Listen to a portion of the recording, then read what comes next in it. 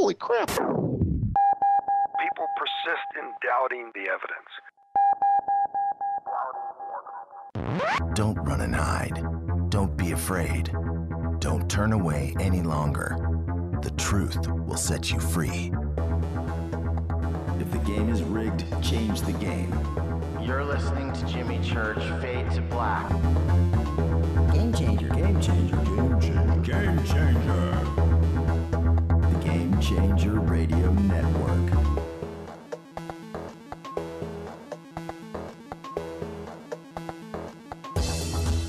We're turning all of our antennas towards Jimmy Church. And now, your host, the captain of conspiracy, the prince of paranormal. This ain't your daddy's radio network show. This is Jimmy Church, Fade to Black.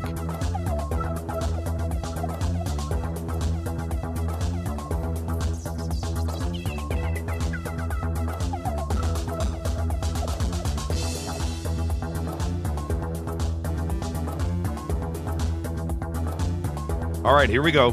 Fade to Black. Strap in. Let's go. Fade to Black. Bespoke radio for the masses. Yeah. Today's Wednesday, March 11th. Is it Wednesday or is it Thursday? What day is it? It's Thursday, March 12th. Wow. Why? Because tonight was supposed to be Fader night, but it's not. That was last night. 70 days into the new year, 295 days left. I was just reading in Twitter. Ed Power said it's Wednesday. He forgot. Oh no. That was last night. Tonight's tonight. We're in real time traveling. We are live from the truthfunders.com studios right here in Burbank, California. Truth Funders, do you have a book, an expedition, invention, or paranormal documentary you need to get funded? Go to truthfunders.com. Truth Funders, the number one source of backing your project into the fringe. For KJCR and the Game Changer Network, I am your oh-so-humble host, Jimmy Church. Welcome to everybody over at KGRA The Planet. Great week here on Fade to Black. Big salute to the proud men and women in uniform all around the world, fighting the good fight for us. For without them, there is no me, there is no you, there is no us, and you couldn't hear me right now. I really need you to think about that. Selfishly, putting it all on the line for this show. If you don't dig it, like I said, North Korea is taking applications. Just go to northkorea.com. My mantra. I was talking today to a friend of mine. And I said, I've raised my daughters and everybody around me. I chant these words. So here we go, Fadernauts. Always do the right thing. Always. Life, every single day, gives you two choices. Two. You can do the right thing or the wrong thing. You have a decision to make, and you know you need to do the right thing. You can do the wrong thing. You know the difference. It's harder and not as much fun to do the right thing. But you run clean and centered when you do. You don't have to answer any questions later. Always do the right thing.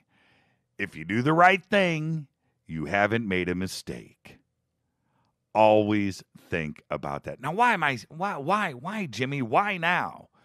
It's not about now. I do it every single day. I run clean. I run clean. I have a fun day. I accomplish things. I get things done. I hang out with my dogs, my family, my friends, and I run a clean day. If any of you could just live a day in my shoes, that's what you would walk away with. Wow, man, church runs clean. He always does the right thing. It's easy, really. It's a decision that is in front of you all day long. Should I speed in the car? Should I not? Should I make an illegal turn? Should I tip the waitress? all of those decisions all day long. It's easy. Just do the right thing. And you're clean and centered. All right. The podcast, we had some FTP issues. Got some emails, saw it on Twitter. By the way, follow us on Twitter at JChurchRadio. What's up with the podcast? We had some FTP issues.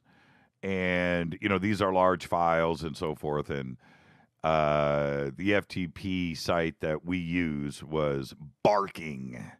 But we got to figure it out. Everything's done. Podcast got updated, so everybody can relax. Podcast is cool. Hey, check this out. Faders.org, www.faders.org. It's free. It's fun. Become a Fader Not today. There is now a 10% off coupon for all of the Fader Knots on the Fader gear.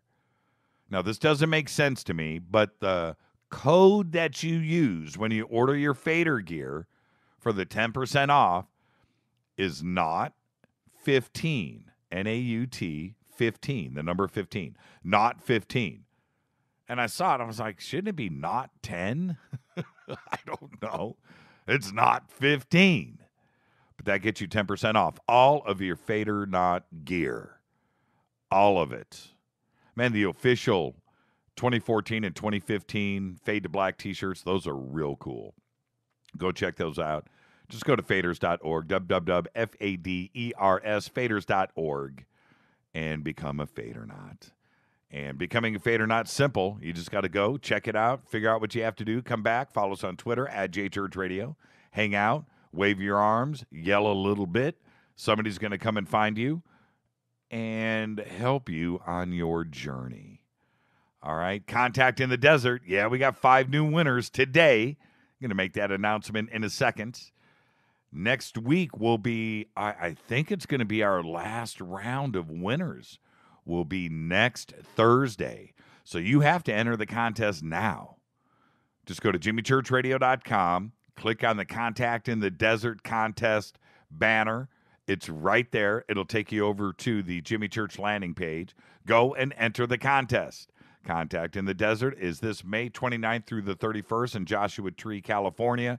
Eric Von Daniken, George Norrie, Richard Dolan, Linda Moulton Howe, John Anthony West, Michael Tellinger. It's 50 presenters. We're going to be broadcasting there Friday night from the Nexus Room on May 29th. Come and check out the show. Win. Come and watch us do the broadcast. Hang out. All the guests that we're going to have on the show hanging out after the show. You're going to be there. Take some pictures, get some autographs, bring your favorite book, get it signed. But none of it can happen if you don't enter the contest. It's that simple. All right? Do it. JimmyChurchRadio.com. Go and enter. All right? Let's see. Tonight on the show, Michael Tellinger. I'll give everybody the heads up. We've got some issues right now with technical issues with South Africa. We're working on it leading up to the show. And hopefully we will have it done at the bottom of the hour. We'll have Michael Tellinger. If not, I've got Steve Murillo on standby. He's the stand-in tonight. Great friend, one of the most knowledgeable guys I know in ufology. And as you know, he ran MUFON here for 13 years in Southern California. And a former Marine fighter pilot. Graduated from the United States Naval Academy. So he's on standby just in case we don't get it worked out. So we'll have a great show regardless. All right, let's get this show cracking. I am so fired up. Today, I have to say happy birthday to our daughter, Nicole. That's right, Nicole Church, 20 years old today. Happy birthday, honey. I don't know where 20 years has gone. It seems like yesterday you were born. I'm going to get all choked up. You were born. I was there and doing that dad thing, holding you in my arms that very day. And I remember I leaned over and, she's crashed out. She's sleep just born. And I lean over and I whispered in her ear, "You can have any car you want." That's what I whispered in her ear. The nurse next to me, "Oh, that was so cute." It was a long night. But anyway, happy birthday, Nicole. 20 years old. Man, I got tears in my eyes right now. Also, today, and it's kind of crazy, I got to say happy birthday to Colin Gregory McLeister, 14 years young. If you Fadernauts remember, Jim McLeister called into the show last week for the first time. Jim McLeister and I have been best friends for, I don't know, 35 years. And his son, Colin Gregory McLeister, 14 years old today, shares his birthday with our daughter, Nicole. Kind of crazy, isn't it? It's called, That's a Coincidence. I had nothing to do with that. All right, let's go. Today, singer James Taylor is 67 years old. And I say it all the time. How do you write hit songs?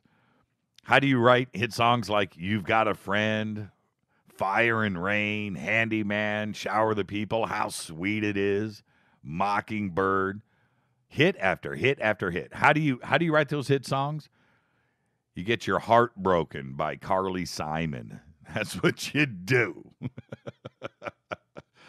Sorry about that, James, but you know it's true, and if it didn't happen, you wouldn't have written those songs for us.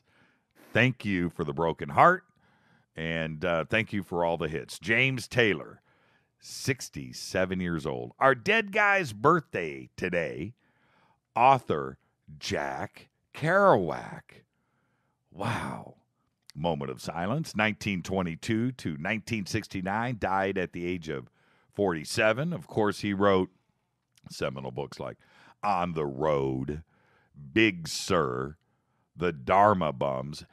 I remember the first time I went to Big Sur, I was like, wow, I'm here. You go to Big Sur and you check it out and you just look around and you just think of that book with Kerouac, On the Road, influenced at least two or three, probably to this day, influenced everybody with On the Road. Big Sur is pretty good too. His death at the age of 47 was determined to be due to an internal hemorrhage caused by cirrhosis of the liver, the result of a lifetime of heavy drinking, along with complications from an untreated hernia and a bar fight that he had been involved in a couple of weeks prior to his death. With that, let's light up Twitter. What's your favorite James Taylor song? Your favorite James Taylor song. They're all good, too. I don't know where I'm going. I don't know. Fire and Rain is strong, but so we shower the people. How sweet it is. They're all good. I want to see. Come on, Fadernauts. Yeah, it's normally a heavy metal night. Let's see where you're at with James Taylor. Follow us on Twitter at JChurchRadio, hashtag F and the number 2B will get you in the sandbox. If you don't have TweetDeck, good for you, but you need it. If you're going to come hang out with us, Fadernauts, follow us on Twitter at JChurchRadio, Facebook, YouTube, all the links are right there. Please follow, like, and subscribe. Tonight, if all goes well, we have Michael Tellinger at the bottom of the hour. Call-in number is 323-825-5045. You can also Skype in, Fade to Black 14. You can email throughout the show, Jimmy at jimmychurchradio.com. You can also go over to the website, go to the contact page at jimmychurchradio.com, where we use non-NSA specially encrypted servers. This is Fade to Black, bespoke radio for the masses on the Game Changer Network. I'm your host, Jimmy Church. Oh, that's it. When I come back, all the news you know nothing about. That's right. I'll be back right after this. Do not touch that mouse.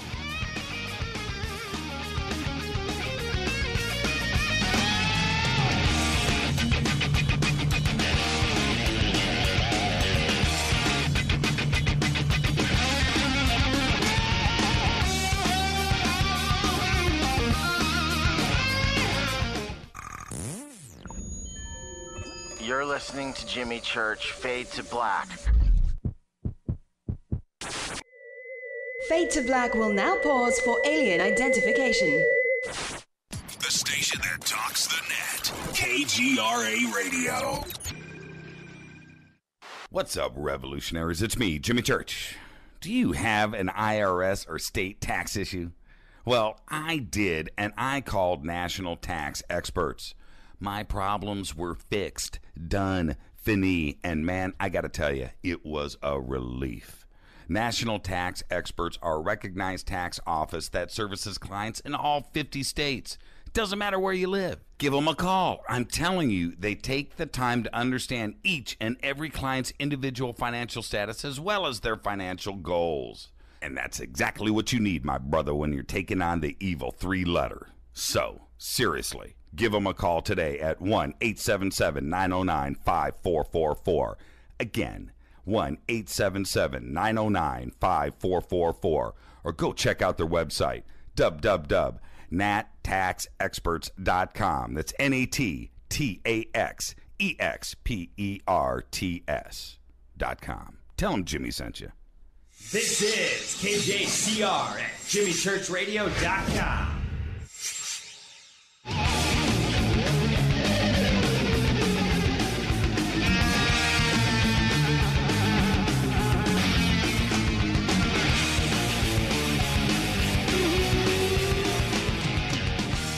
All right, everybody, welcome back. This is Fade to Black, bespoke radio for the masses. Welcome to everybody listening all around the world, all across the United States. Hither and thither, to and fro, back and forth, up and down, east and west, north and south, far and near. I'm your host, Jimmy Church. Bottom of the hour, God willing, Michael Tellinger will be joining us. If not, we've got Steve Murillo in the batter's box. It's all good. All right, here we go. Drum roll, please. Here are the 5 winners going to Contact in the Desert this week. Donna Jadowan of Littleton, Colorado. You are going to Contact in the Desert. Donna Jadowan of Littleton, Colorado. Daryl Farley of Cherry Valley, California. Daryl Farley, you are going to Contact in the Desert. David Cruz, he's a fade or not. David Cruz, you are going to Contact in the Desert. Star Shaft, you are going to Contact in the Desert. Greg Melanson, Greg, you are going to Contact in the Desert. Those are our 5 winners for this week. Contact us here. By the way, if you can't make it to Contact in the Desert, we don't hear back from you. I'm giving your tickets to somebody that can go. I'm just telling you right now. And the list is long. If you want to go to Contact in the Desert, you don't have the money, but you can make it. Shoot Rita an email to Jimmy@JimmyChurchRadio.com. Give us your best story. Give us the best. Make it good and make it sweet. Just because you write doesn't mean you're going. Make it good. I want to cry. They're going to join David M. Lowe, Tammy Norton, Wenley Gridley, Michael Schmaggetz, Shelley Fuller, Eric James, Beth DeLapp, Status Unknown, Chuck Rao, and Scott Hunt. You are all winners to the Contact in the Desert contest. Congratulations. You know how to get a hold of Rita. All right. I'm going to fire something up on Twitter really quick. I got this from Renee today. She says, what is the difference between a realist and a dreamer? The realist thinks that aliens will arrive in their flying saucers and hover over our capitals and offer to share their knowledge and technology with us and solve all of our problems. The dreamer thinks that maybe we can get our act together and solve our problems and do it ourselves. So the Twitter question is, what are you, a realist or a dreamer? I got to say, Renee, that's awesome. That is just awesome. Let's get to the news that you know nothing about. Today, this morning, caught on camera, a UFO flying through the sky near Shawnee, near Oklahoma City. A flying object captured on KOCO 5 News. 5 News in the morning in Oklahoma City. A casino cam shows an object shooting across the screen and landing. not impacting with an explosion. It just kind of arrives, which you would expect an explosion from a meteor or a crashing out of control craft. We have posted the video right now over at jimmychurchradio.com. You can go and check it out. jimmychurchradio.com, go to the news page. The video is playing there. It's insane. Breaking news from this morning. Today, the North Korean ambassador in Bangladesh issued an apology after one of the embassies from North Korea, one of the diplomats, was caught carrying 27 kilograms, that's 59 pounds, of undeclared gold into the country's main airport in Dhaka. North Korean officials cannot be reached for comment. Officers discovered the gold on the afternoon of March 5th last week after the diplomat arrived on a Singapore Airlines flight. Customs officials had received a confidential tip that a North Korean diplomat would be carrying illegal items. The suspect, identified as Son Young Nam, the first secretary of North Korea's embassy in Dhaka, initially refused to allow his baggage to be searched, saying such things as, and I'm quoting here, "There is no way you can open or scan this bag." He also said, "This is an electronic motor," when they found out something was there. And then he said, "These are cipher machines, and they are confidential." Eventually, customs officers opened the bag and found 170 gold bars. Bump. I see a North Korean prison in your future. Gotham Air. It's a new ride-sharing service in New York City. Has released its Apple and Android apps to the general public. But they probably won't be replacing Uber or Lyft anytime soon, because Gotham Air rents out helicopters, not cars. Plus, its choppers only fly from Manhattan's downtown heliport to either JFK or Newark Airport, and passengers can only have one 25-pound carry-on bag with them. The apps themselves are easy to use. You just sign up for an account, reserve a seat, and away you go. The seats, pretty cheap, $219 each. And when you sign up, you might even get a $99 first-time seat, and you just pay via credit card.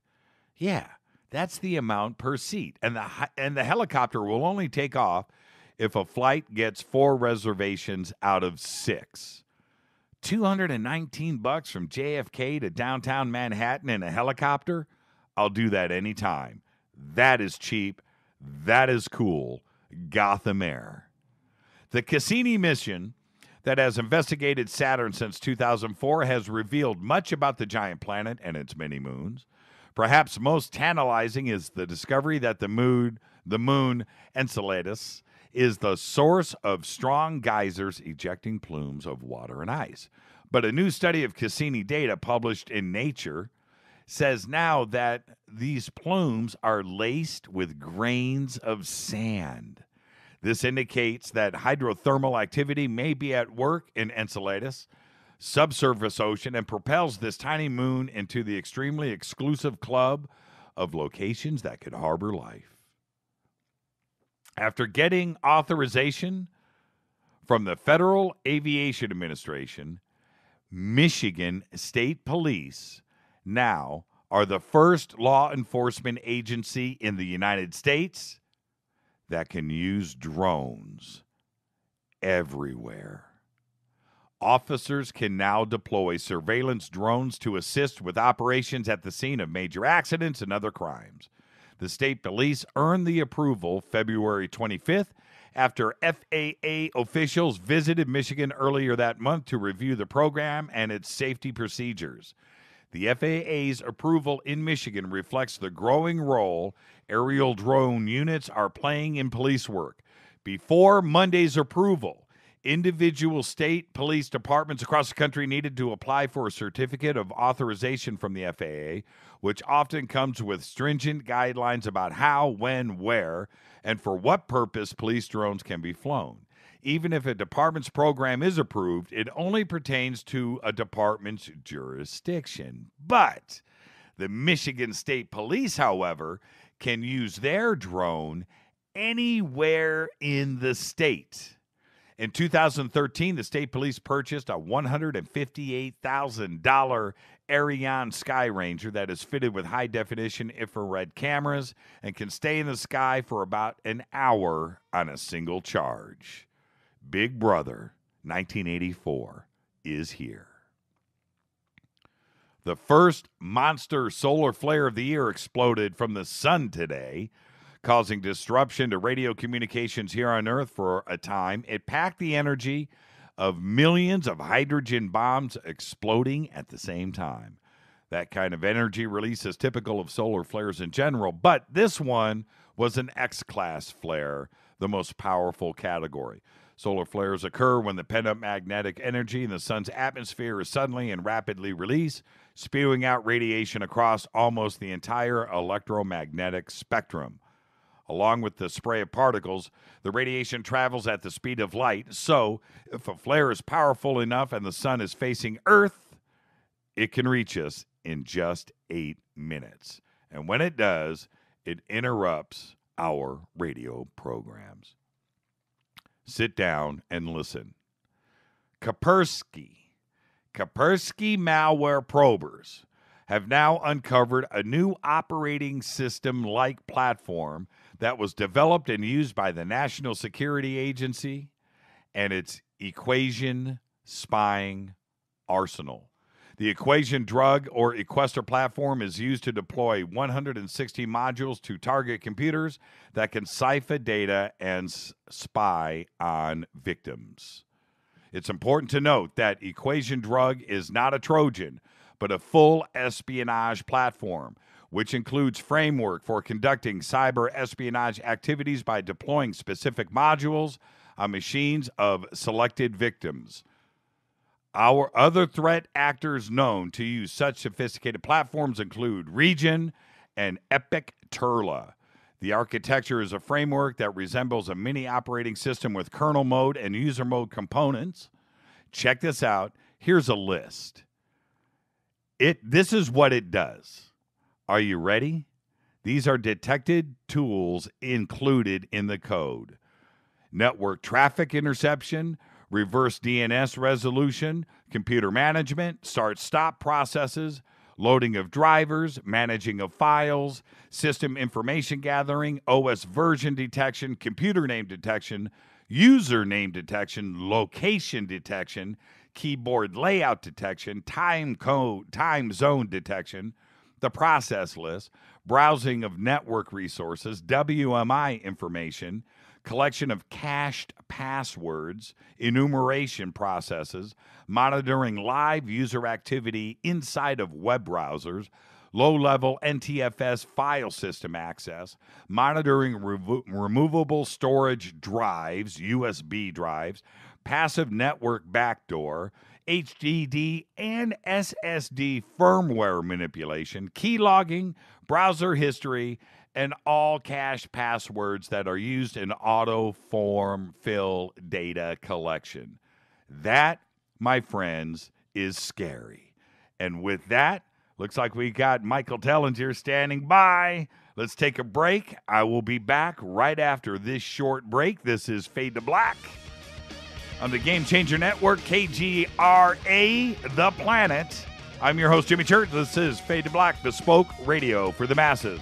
When I come back, we'll be joined by Michael Tellinger, live from South Africa. Stay with us.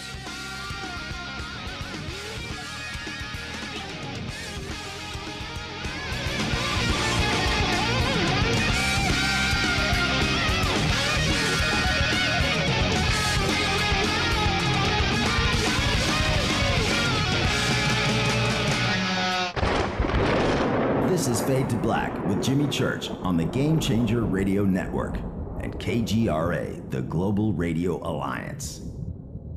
The station that talks the net. KGRA Radio.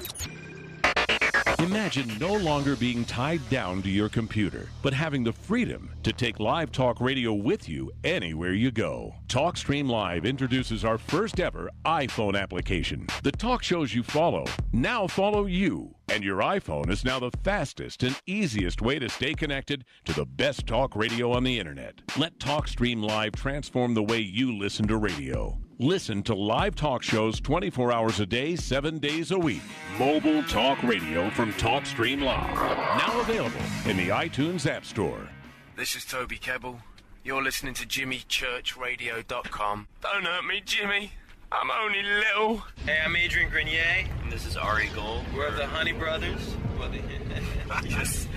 We're of the Honey Brothers. Hey, I'm Adrian Grenier. And I'm Ari Gold. We're the Honey Brothers. And you're listening to Jimmy Church. The Revolution. Attention, all Fade or Not. Studio Dome has a special deal on their SD1 Bluetooth speaker. Just go to jimmychurchradio.com, click on their banner, enter the promo code Jimmy, and you get $40 off and free shipping on the SD1. It's voice activated, comes with a USB antenna, cables, and a carry bag. Never listen to your phone, tablet, or laptop speakers ever again. It's the only way to listen to Fade to Black. That's jimmychurchradio.com, Studio Dome banner, promo code Jimmy. Go Beckley Teppy.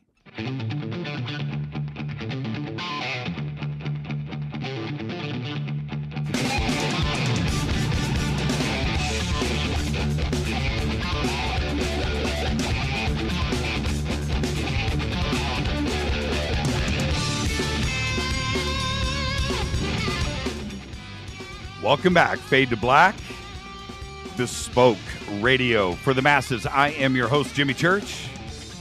You can follow us on Twitter right now at JChurchRadio. Shoot me an email to jimmy@jimmychurchradio.com. If you have any questions for myself or Michael Tellinger during the broadcast, just go to Twitter at JChurchRadio and hashtag F2BQ. That is Fade to Black Questions. We'll get it done. All right, Michael Tellinger is an author of 4 books, scientist and explorer who has become a real-life Indiana Jones, and that is no joke, making groundbreaking discoveries about advanced, vanished civilizations at the southern tip of Africa. His continued efforts and analytical scientific approach have produced stunning and new evidence that will force us to rethink our origins and rewrite our history books. Michael is the founder of the global UBUNTU Liberation Movement of Higher Consciousness and the UBUNTU Party as a political front for this global movement with members in over 200 countries. He has become an international authority on the origins of humankind and the vanished civilizations of southern Africa. Scholars have told us that the first civilization on Earth emerged in a land called Sumer about 6,000 years ago. New archaeological and scientific discoveries made by Michael Tellinger and a team of leading scientists show that the Sumerians and even the Egyptians inherited all of their knowledge from an earlier civilization that lived at the southern tip of Africa more than 200,000 years ago. What were they doing? They were mining gold. Slave species of God and temples of the African gods have been released under the new titles by Inner Traditions in Vermont, and the new titles are Slave Species of the Gods and African Temples of the Anunnaki, and are available in stores worldwide and on Amazon. And he will be speaking, along with myself, at Contact in the Desert, May 29th through the 31st in Joshua Tree, California. I'd like to welcome, live from South Africa, by the way, Michael Tellinger. Michael, how are you today, sir? Excellent, Jimmy. Nice to hear your voice. For a moment when I woke up at 4 o'clock this morning, I thought we weren't going to connect each other, but here we are. You got to love technology, Michael. Welcome back to the program. Yeah, thank you very much. We have so much to talk about tonight, Michael, and the last time you were with us, it was very brief, and if I remember right, you and Richard Dolan were like trekking across Canada in a Winnebago, right? Oh wow, yeah. Is that the last time we spoke? My goodness, yeah. I know, that's last year? Yeah, it's last year May, yeah. Yeah, and where did the year go? You know what I mean? It's insane. But you're coming back and you're going to hang out with us in a month, actually. In May. I can't believe we're in March already, but bam, the world is blazed by in like nothing. Well, the time's speeding up. It's what's happening. It becomes so evident when you just, the days are just woven into each other now. It's insane. I know. And technology doesn't help either, because now not only with your research, but you have the internet, and now you can connect with, well, people like me, but other researchers on the other side of the world. You're there, and the next thing you know, you're living in a 24-hour news cycle of research. It's coming at you all the time. Yeah, that's it. And because much of the interest in what we're doing and what I'm doing comes from North America and also Australia. I'm either doing interviews on USA time zones or Australian time zones, and it's always either early in the morning or very late at night for me. So, what would be easier? Moving to the States and then flying to South Africa for research so you can do stuff here, or is it that, do you wake up every day? I asked you this before. Do you wake up every day, slap on the hat, and just go and find something cool? I mean, that's basically what you can do in South Africa, isn't it? You can do that, but I must tell you, Jimmy, that you can do that pretty much in any country, and that's really where my research has gone now. Is that every country on Earth has got ancient hidden civilizations and ancient ruins. When I say every country, that's obviously an exaggeration, but it is it's spread so far and wide. Every year, every month, every week, new discoveries are made of vanished civilizations all over the world. And it's just highlighting to us how little we actually know about the history of this planet and who we are and where we come from. It is just so spectacular and so exciting. If that doesn't keep people up at night, then I don't know what else will. Before I get into your current research there in South Africa, and we have a whole list of stuff we're going to be discussing here shortly, for myself and for the listeners, take us back a few years. What happened in your life? Something happened, Michael, that caused you to make a right-hand or a left-hand turn and jump feet first into this research. What happened? Well, I just finished writing Slave Species of God in 2005, and which is 10 years ago now, and I started thinking about all the stuff I'd researched and put into the book, and I started thinking about something that really bugged me, and that was that there was a time in human history that money did not exist, and that really got to me. It became the overwhelming question in my mind: is how did society evolve, and how did people live when there wasn't any money? And all the research clearly points to that fact, that for thousands and thousands of years, much longer than we have had a world with money that's driven by this thing called money, we've existed as a species for far longer without the use of money.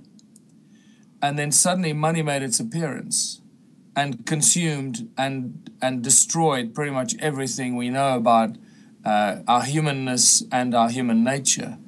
And I started to think about what it would be like in a world without money.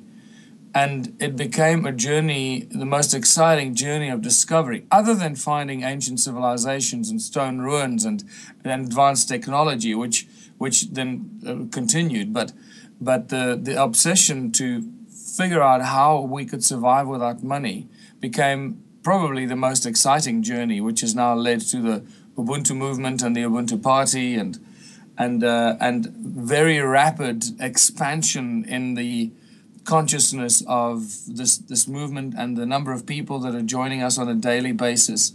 Not just people, but organizations that have got large numbers of people that are now resonating with that philosophy and the message.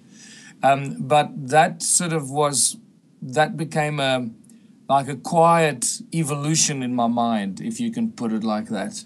While I was while I discovered at the same time what I refer to as the vanished civilizations of Southern Africa that were part of this ancient civilization that you mentioned in your intro that goes back more than 200,000 years ago. It goes back to around 300,000 years ago, in fact, and possibly even further back in time. This is the spectacular thing. The more you scratch and the more you research this stuff, the further back it goes, and the further back you unveil things and evidence of activity. So while I was sort of contemplating a world without money, I was introduced to the stone ruins of Southern Africa when I met Johann Heine in early 2007, and started researching the stone circles, as we've affectionately called them, the stone circles of Southern Africa, and everything around these mysterious structures. But when I first saw the stone circles, when Johann Heine showed me photographs that he had been taking for about 15 years prior to meeting me, and being completely ignored by the authorities and the universities and archaeologists and historians in South Africa, just pushing it, shoving it aside, saying, these are just cattle enclosures and old human settlement remains, and nothing too much to write about. Right. Yeah, I immediately realized that I'll never forget that moment. It was early 2007. I was doing a presentation on slave species of God, and Johann Heine came to see my presentation, and he actually thought I was an American author. He didn't know I was a South African. So he came to see my presentation in Pretoria, and afterwards he came to me and said, listen, can I show you some interesting stuff that I've been filming, some ruins in South Africa? And I said, yeah, please. And he whipped out his laptop and he started showing me these pictures. And I literally went cold. I'll never forget that. I instantly knew that what Johann had shown me was directly connected to what I had written about in Slave Species of God. Can I jump in real quick, Mike? Yeah, go for it. At that time, how many circles had he discovered? I don't because, and I know you know exactly where I'm going, because now the number is stupid. But at that time, how many was he on to? And we'll lead to the big number here in a second. We're going to shock everybody together. But at that time, how many? At that time, Johann, I guess he was thinking about around 20,000 stone circles, 20,000. And that's an amazing number. That's a crazy, huge number, and that's nothing compared to where we are at today with this. Yeah. Not even close. Yeah, no, Johann was one of the few that really had a sense of how many stone circles there were, because he'd been photographing them from the air. And it's only from aerial pictures that you get a real sense of what's going on. From the ground, it's impressive. You're right there. You can touch them. You can walk in the stone circles and feel the energy. And by that, I truly mean feel the energy. I was just there 2 days ago with some Australian, very, very prominent Australian tourists and researchers that had come to see the stone circles, and specifically Adam's calendar, which we need to talk about in great detail as well. Sure. But you can literally feel the energy. And I must tell you, Jimmy, that, and I'm jumping a bit now, but when we went to Adam's calendar 2 days ago, this was the first time since I'd first gone there in 2007, which is nearly 8 years now. So the first time that I physically, and I really mean this is not a hey shoo wow kind of statement. For the first time, I could feel the energy physically as I walked towards the calendar site, towards the from where we parked the cars and walked to the site. It's about 100-meter walk. What did you feel? It's very difficult to explain. Because this is why it's so strange. And I've seen the effects on people for, as I said, for 8 years now. I've seen the effect the site has on people.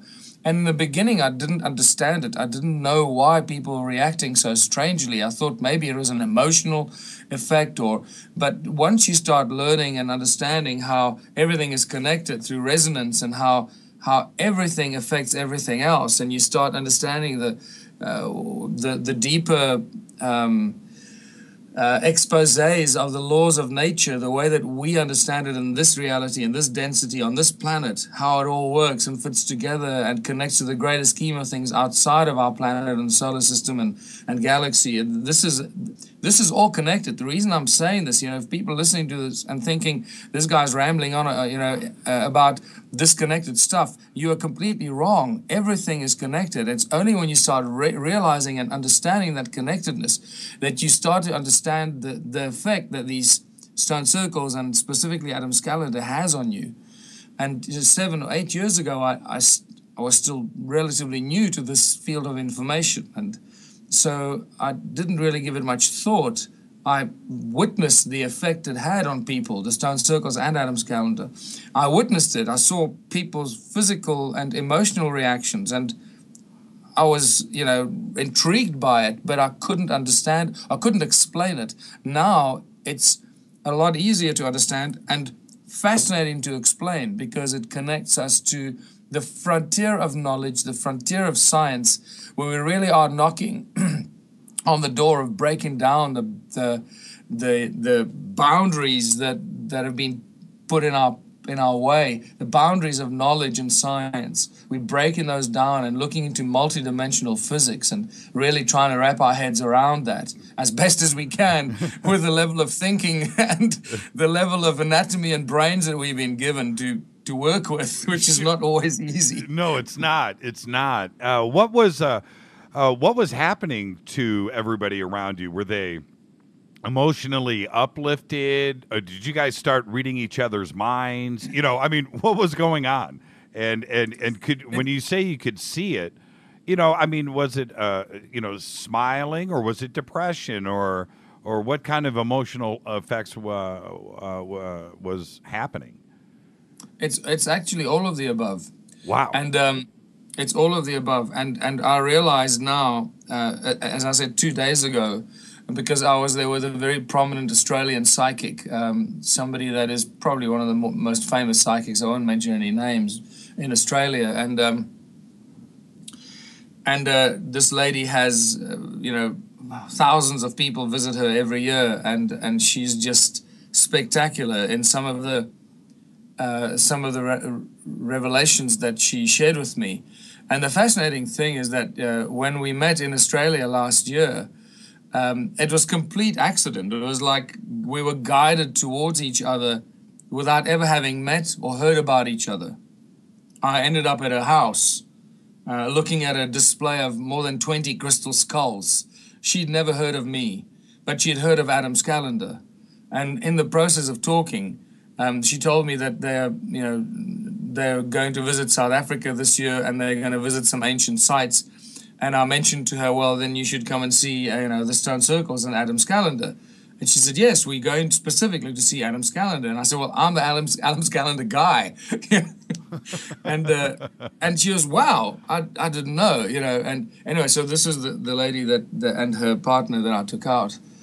And she told me, verified, without having read much about it, without knowing anything, it was uncanny how she verified many of the findings and discoveries that I made, pointed in directions of things that are in existence without knowing that they are there, and confirming various other things that other psychics have told me before that we have since discovered and verified. So when these kind of things happen, it is a spectacular sequence of events that leads to the following conclusion. And the conclusion is that we can use the argument of probability very successfully in this instance as a scientific argument. And this is what I just want to remind people that are listening or that will be listening to this recording later, is that probability is an argument that's used in science all the time and in mathematics. but we hardly ever use it in the field of discovery in this sense, or in psychic ability and ESP and so forth. And just want to remind people that probability factor is a very important consideration when you start evaluating some of these discoveries. So please keep that in mind. I'm looking at Adam's calendar now, and, this is... It's kind of like the first time you lay eyes on something like Stonehenge and you don't really know what you're looking at. You're just like, what the heck is this? Right now, I'm like, how old? Have you been able to get any dating done? Yes, the dating again is sequence of events that leads one to the other, connects one to the other, and just I think just. Maybe for your sake of your listeners that have not heard about Adam's calendar, what it is and how it was found, just very briefly, it's obviously a calendar. That's why we call it a calendar. It was discovered, or should I say rediscovered, by Johann Heine in 2003, a few years before he met me. And he sort of measured it and immediately realized, when he saw it from an aeroplane or a helicopter, immediately realized that it was just not a natural formation of rock, that it was something far more special. And he went back and started measuring it and realized, to his astonishment and his anticipation, that it was indeed a calendar, a stone calendar site right on the edge of a cliff in the province of Mpumalanga, South Africa, which means place of the rising sun. And on the edge of a cliff, about 3,000 feet above a valley below, what's known as the Barberton Valley. It's a giant impact crater, several billion years old, and he realized that we're dealing with an ancient stone calendar site here, and nobody wanted to listen to him, and just ignored it until he brought me there in 2007, and then I took the task to write about it, and I started my own research and then reached all these conclusions, because the calendar is aligned with the solstices and equinoxes. But the one important discovery that Johann and I made very soon after I started working with him was that the cardinal points, north, south, east, west, of the calendar are not aligned with today's north, south, east, west. That was my next question. Okay, so how now this involves the dating. How far are they? Right. Yeah, how far are they up? You know what? I'm just gonna let you talk, Michael. I'm sorry. No, Jimmy, you need to ask the questions. Lead this way you need it to go. But, I'm looking. But exactly, that's where I'm heading. To talk about the dating. I'm looking at this. Well, I'm looking at this, and there are things here that are just so completely obvious. The cardinal points, first off, and you can see the solstices laid out, and it's rather obvious. It's the other stuff here that isn't obvious that I'm sure you're looking into as well. We'll get to that. But so how far off are the degrees? Well, the alignment is out in an anti-clockwise direction. The original alignment is out in an anti-clockwise direction by about 3¼ degrees. And that's just, spectacular, because the north, south, east, west alignments of planet Earth do not move. They are fixed. I'm talking about true north and south and east and west that comes with it. So it's not the magnetic north that floats all the time and moves every year and seems to be moving more and more dramatically as time goes by. But this is a huge discovery, because it tells us that whoever built and constructed this calendar site did so at a time when north, south, east, west was not where it is today. And that is an insane thought, because we can't imagine when that time was. It must have been before a huge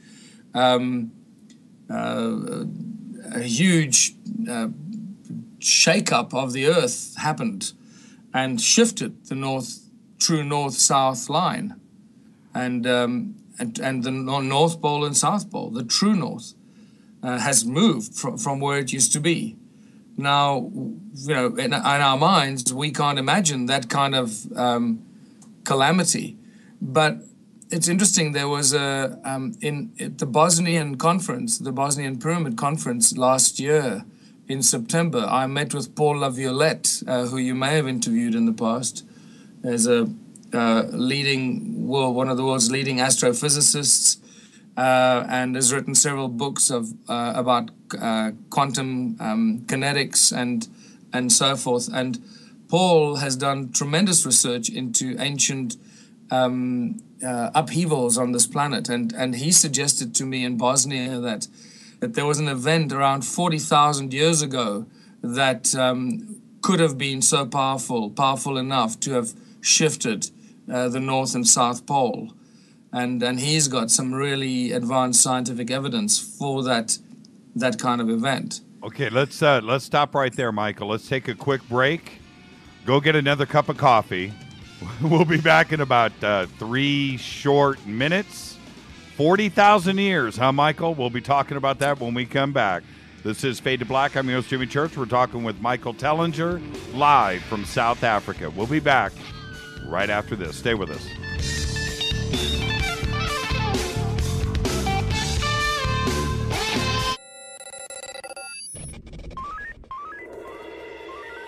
Way out here, we listen to Jimmy Church. You're listening to Fade to Black. Alternative Talk, KGRA. This is Jimmy Church of Fade to Black. May arrives soon, and with it comes another Contact in the Desert. So join me in Joshua Tree, California, for the 3rd annual Contact in the Desert Conference, being held May 29th through the 31st. 2015 brings another awesome lineup of speakers, including publisher of Legendary Times, Giorgio Tsoukalos, New York Times bestselling author David Wilcock, journalist and conspiracy expert Jim Mars, former head of UFO Project for the MOD Nick Hope, investigative reporter Linda Moulton Howe, author and contactee Travis Walton, UFO historian Richard Dolan, and many more. You don't want to miss this. Fade to Black and KGRA will be there broadcasting live May 29th. Just visit contactinthedesert.com for tickets and information. That's contactinthedesert.com. ¿Qué tal, mis amigos? Yo soy Mario Carson, el tiburón, y los invito para que escuchen a mi buen amigo Jimmy Church Radio. ¡Claro que sí! Did you ever turn to your radio for your favorite talk show to find that it's been preempted for this? In the air to deep right center. Back goes Lewis to the wall, and it's out of here! Or this? And I'm ashamed of you, Hillary, for voting for it. Do you have a favorite talk radio program that's not available in your city? Just go to TalkStreamLive.com for links to the best streaming talk radio shows. At TalkStream Live, you will find live talk shows 24 hours a day, 7 days a week. All your favorites are here. With such a large selection, you will also discover some new favorites. On the go and still want to listen? With the mobile smartphone, simply type TalkStream Live on your internet browser. Now you can take internet radio with you. You will also find hundreds of music, news, and sports streams. Best of all, the TalkStream Live directory is free and there's never a login required. Remember TalkStreamLive.com, the fastest route between you and your favorite talk radio show. You are listening to Fade to Black with Jimmy Church on the Game Changer Network. Oi, oi, I'm Reese Evans. You're listening to Jimmy Church. This is Revolution. The revolution will not be televised. The revolution is on radio. Ciao.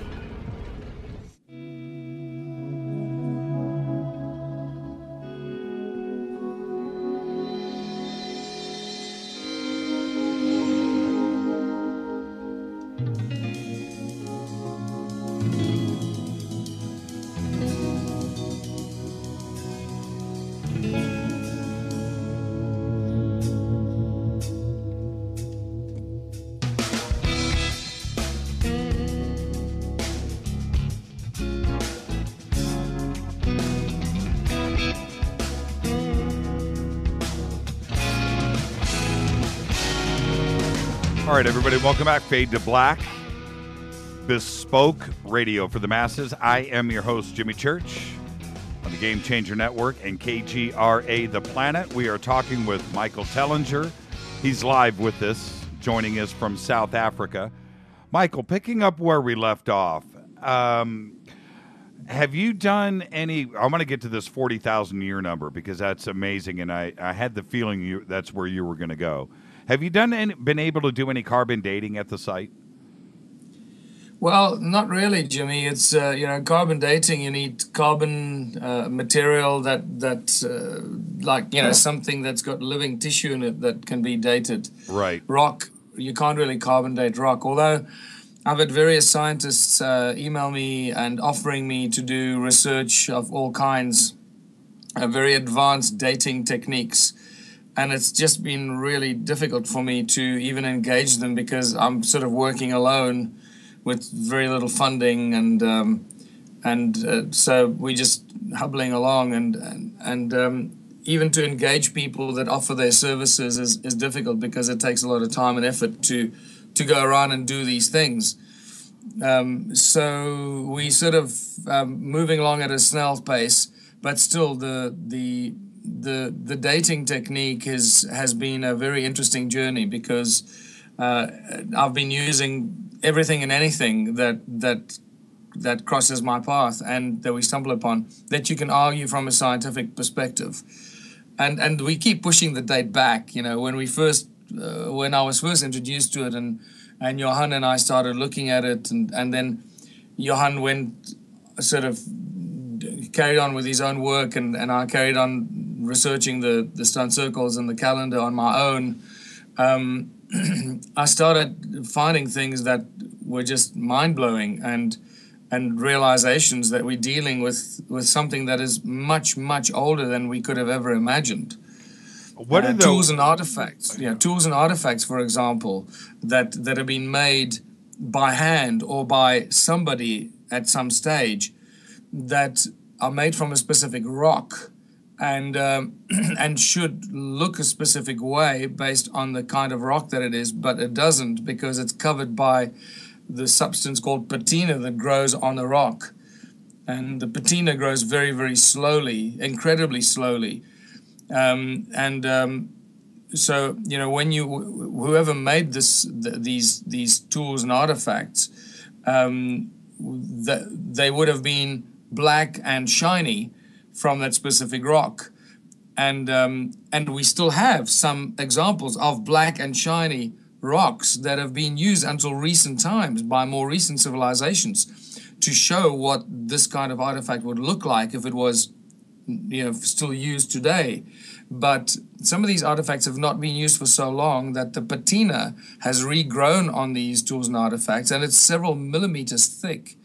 Now, for this patina to grow several millimeters thick, we're not just talking thousands of years, we're talking hundreds of thousands of years. And that changes the game completely. We now know that we're knocking on the door and dealing with civilizations that were literally hundreds of thousands of years. When was the last time the site was used? And what do the locals say? And I know that you're always in communication with shamans, or the last shaman there. So what does the oral tradition say about this site? Well, this is part of the problem because the colonizers of Africa, and specifically South Africa, have done a really good job to remove people from their ancestors and from the ancient knowledge. And this is very obvious when you start doing this research, that was the agenda and the modus operandi of the colonizing forces that started to invade the world. The most recent wave of invasion that was 500 years ago that invaded the Americas, Asia and Africa, and Australia as well, and the whole world from Europe, and specifically from the UK and Holland and France and so forth, and Portugal. When you start seeing those invaders and colonizers coming into these new territories of the world, one of the first things they did is they severed the people from their ancestors and severed the people from their history, and replaced their knowledge and their writing in many instances with Bibles and Eurocentric history books and destroyed thousands of years of knowledge and knowledge keeping and history. And so you can see the agenda very specifically going back to that time, the late 1400s, when all this devastation started. And in Southern Africa, it has been done very successfully, because this was very obviously became a long time ago, at that stage already, the special secret place of the crown in the UK and in Europe. From the Roman Catholic Church global control to the crown. I'm talking the royal bloodlines now, obviously, and also the money powers. They realized that this is going to be the place that they're going to be getting their diamonds and gold and platinum and everything you can imagine. And it became a well-protected place. It was always... They did a really good job of Southern Africa, make it as inhospitable as you can, so people don't want to go there because it looks a little unsafe, but make sure that it stays stable so you can keep getting your minerals and your gold from that place. So it was like the quiet golden goose that kept laying the golden eggs for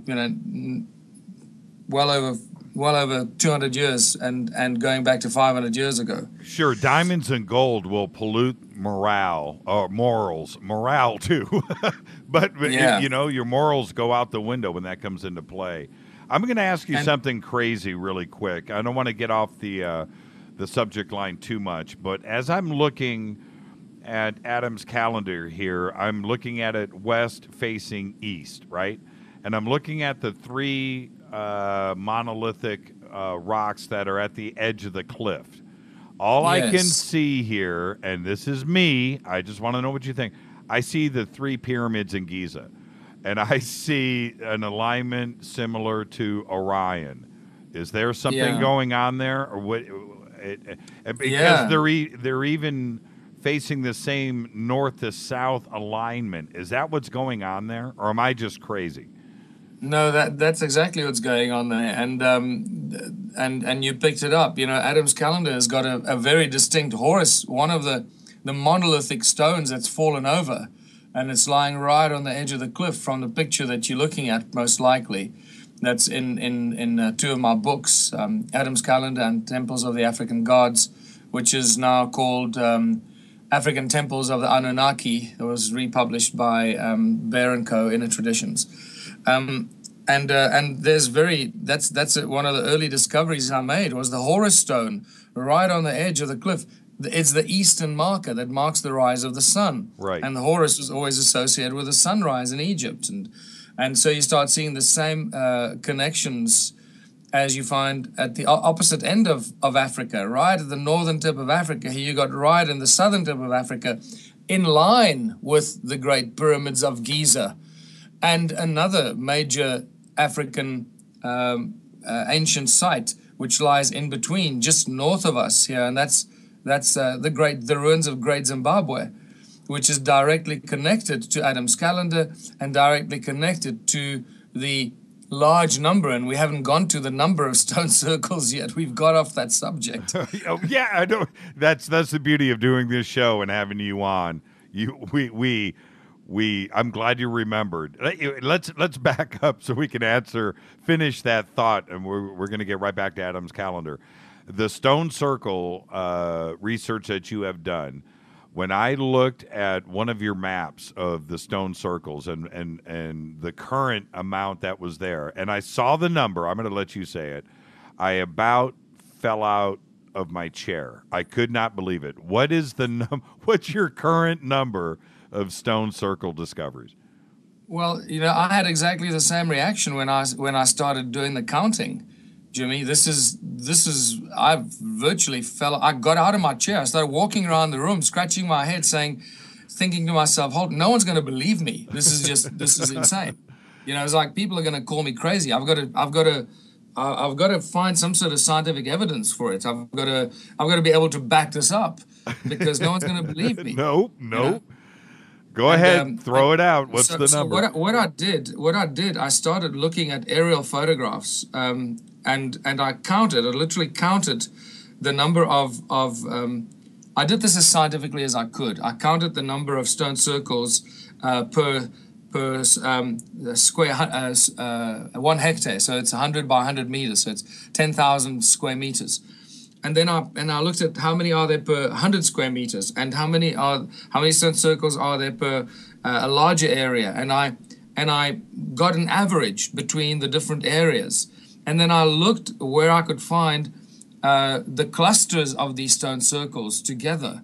And I looked at the size of it, and just the area that I'm in alone, where I'm talking to you from right now in the little town of Waterval-Boven, which is connected to Paul Kruger and the gold, and that is one of the most spectacular stories. And we need to touch upon this, because this is not, I've not been speaking about this a lot, because it's a relatively recent discovery. We need to speak about Paul Kruger, the South African War in 1900, and the gold. This is critical to the entire history of the Western world as we know it today. And this is, in fact, this is brand new information that just came to me a few days ago. Kruger, as in Kruger Rand. That's it. That was a South African president of the Transvaal Republic that took on the might of the British Empire in 1899. But let's come back to the South African War. It's previously known as the Anglo-Boer War, but been recently renamed to the South African War, because it wasn't just the Brits and a bunch of farmers involved in it. So let's come back to the stone circles and the number of stone circles. And I started extrapolating the numbers, and I found that just in this area around where I'm right now, there were about 3 million stone circles. 3 million. 3 million. Now, this is where the calculations have to start. How many people per stone circle were needed for construction? Just throw a rough number out there. Well, this is again, we immediately assume that these were dwellings, right? That these were. That's the first thing that comes to mind. Well, stone circles, structures, this must be dwellings for either humans or cattle or some other animal. And this is for 500 years since the first references of the stone circles emerged in the Portuguese records when they came around the Cape of Good Hope on the way from Europe, Portugal to India. And they came onto the land and they found these stone circles, and the people that lived near them, not in them, had lived near them. And when they asked who built these structures, they were told, we don't know. Some of them were occupied and restructured by a group of people called the Dravidians. And the Dravidians are ancient gold miners from southern India and Sri Lanka. And the Dravidians, evidence of the gold mining Dravidians goes back 3,000 years in southern Africa. And this is a part of the history here that nobody knows about. It's like suppressed knowledge and information. We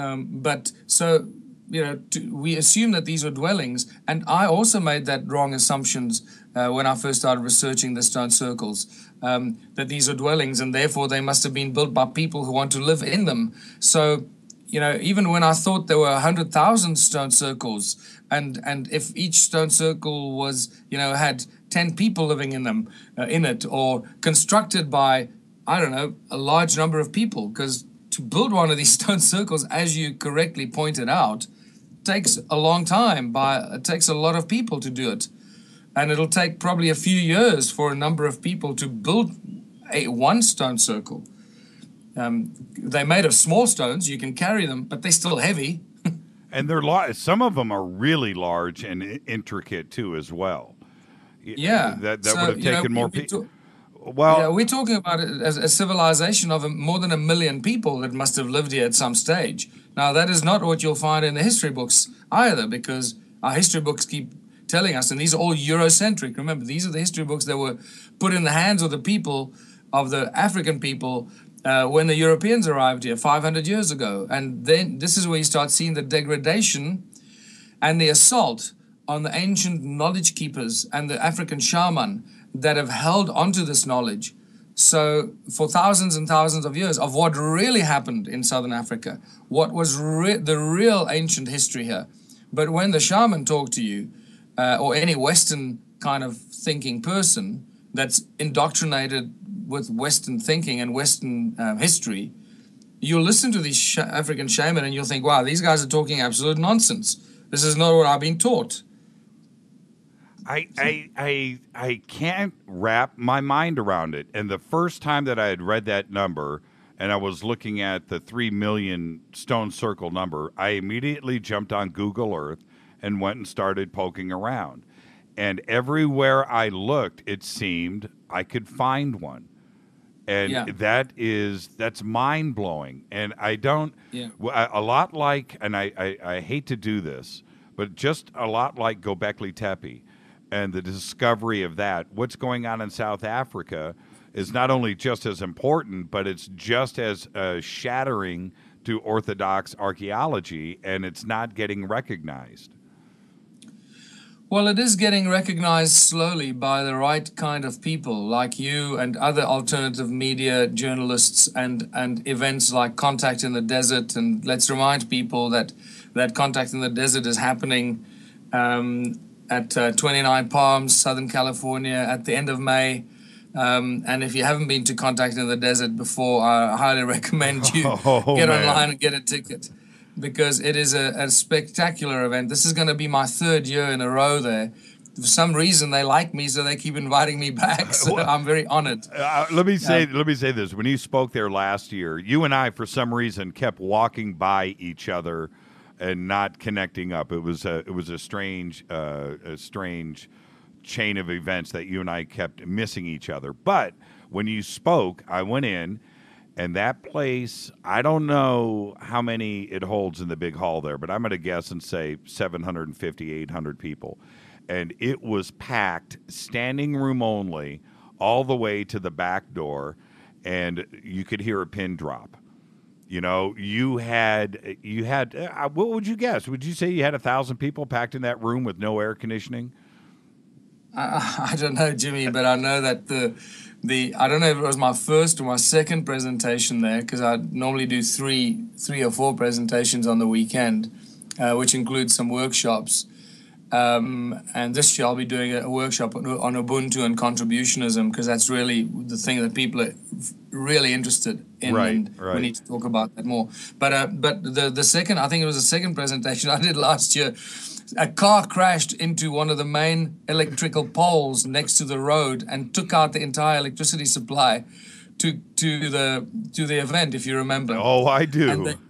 And they weren't prepared for it. And I know that Giorgio Tsoukalos, who was talking just before me, it happened while he was talking, and Giorgio from Ancient Aliens fame, and he had to improvise. Just suddenly your slide presentation goes down, and there's no lights, no air conditioning, no audio. And you just got to carry on. Right, no audio. So he was just yelling out to the crowd. I was there for that. Yeah, but and I came in after him, and I had to do 2 hours of standing, talking to that full room of people with no microphone, with no PA system, with no slides, and I spoke for 2 hours about all the stuff, and everybody stayed seated, which amazed me. So, like I said, you could hear a pin drop. I walked in there and it was packed.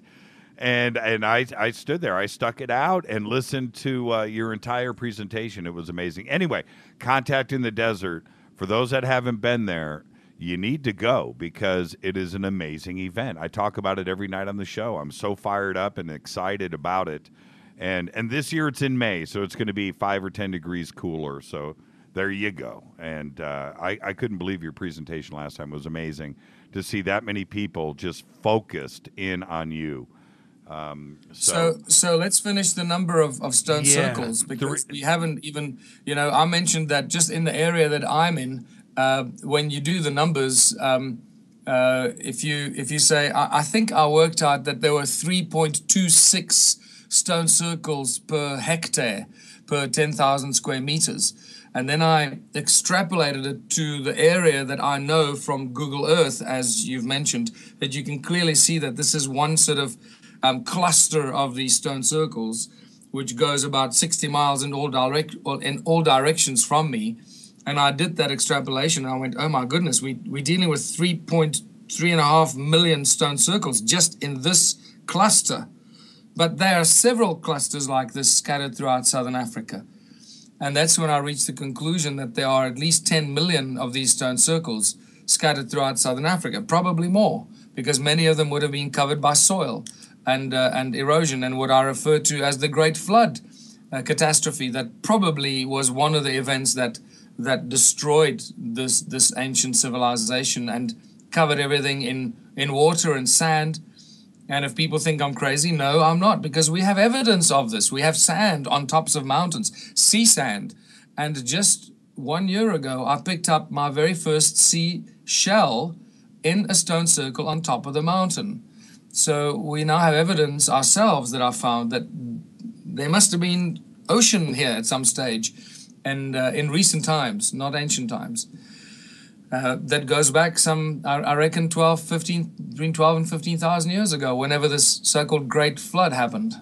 So, so now the number jumps it's gone from 20,000 in 2003 to the number of circles. You're talking about the number of circles. Yeah. Right, discovered, and to 3 million, to now possibly 10 million. So we're talking about a civilization that was large, organized. You're dealing now with government and structure and possibly religion and farming and family units and the ability to quarry. So, but it didn't happen 3,000 or 2,000 years ago. We're talking about a long time ago, a civilization that came and went probably 2 or 3 times. Yeah, it's this is the big thing. But then the spectacular realization is that when you start looking at the oldest records of these stone circles and what the people write about it, first of all, 500 years ago, when the Portuguese asked the locals about the stone circles and said, who made them? They were told, we don't know. We don't know who built them, but they've always been here. Now, more recent historians and archaeologists just ignore that statement, and they just assume that those people didn't know what they were talking about. Today's historians know very well who built them. This is how arrogant they are. And they just insert their own ideas on the stone circles and where they come from and who built them, just because they were inhabited by more recent tribes and migrating tribes that came through here. So what we need to remind people very, very strongly that, remember, the first rule of archaeology is that civilizations build on top of each other, and they reuse the structures from before for their own uses and purposes. But they're not necessarily the purpose of the original structure, and the original architects of those structures had a completely different intent in mind. As your research continues, what are you drawing as far as conclusions go for their purpose? Well, the recurring key statement in certain critical documents is that these stone circles, the original forms of them, which I have seen thousands of myself, I've walked through them, I know what this is all about. They have no doors or entrances, and they have these strange channels, like these 2 walls that look like a road from aerial photographs, and if you've looked on Google, you'll know what I mean. They look like these pathways or channels or roads that connect all these stone circles together. They are not isolated. They are not standalone structures. They are circles with no doors and entrances, and they're all connected together with this giant grid, like an artery, a network of arteries that connects them all together. So we have to go back a few steps and say, well, if there are no doors and entrances, then clearly we have to do the obvious thing, and that is to eliminate the possibility that these were dwellings for humans or animals, and that those that we find with entrances were modified versions of these ancient structures in more recent times. And that is exactly the conclusion that's been reached by several archaeological studies. And that's when the whole research that I did and the breakthrough that I made in 2008 was that we're dealing with sound as a tool of technology, sound and resonance and frequency, and that the stone circles were actually sound generating devices and energy generating devices using sound as a tool to create very, very powerful energy fields and electromagnetic fields. Every stone circle is an energy generator, free energy, giving us free energy out of the surface of our planet. We've measured sound frequencies in the gigahertz, which are just ridiculous. You shouldn't measure frequencies like that. Most people think that you can't even measure sound in those kind of frequencies, and yet we are measuring it. And coming out of every stone circle that we've measured, so we have to assume that all of them will have the same effect. And Adam's calendar is the flagship. There, the measurements go through the roof. The technology we have today can hardly measure it. In fact, it can't measure it. That's how high the frequencies are. So whoever constructed it, and all the indicators are that it is a construct of the Anunnaki, the Sumerian texts, the Anunna gods, or the Anunnaki that we read about in the Sumerian texts in great detail. And their connection is very strong in Southern Africa. Baba Credo Mutwa has confirmed to me on more than one occasion that this is indeed connected to the Anunnaki, and this was their stronghold in Southern Africa, all to do with gold mining, and so the plot thickens, and we realize that we're dealing with energy generating devices using advanced technology, sound, resonance, and silicon-based technology in its most primordial or in its most natural way, using the silica in its natural habitat or its natural origin, in the stone, in the rock, not extracting it and putting it into silicon chips because they didn't want to sell anything to anyone. They didn't have to make it look shiny and pretty and put it into metal boxes so they could sell it to some schmuck who thinks they're buying advanced technology. What was the energy used for? Well, at this stage, that information is expanding and shifting all the time.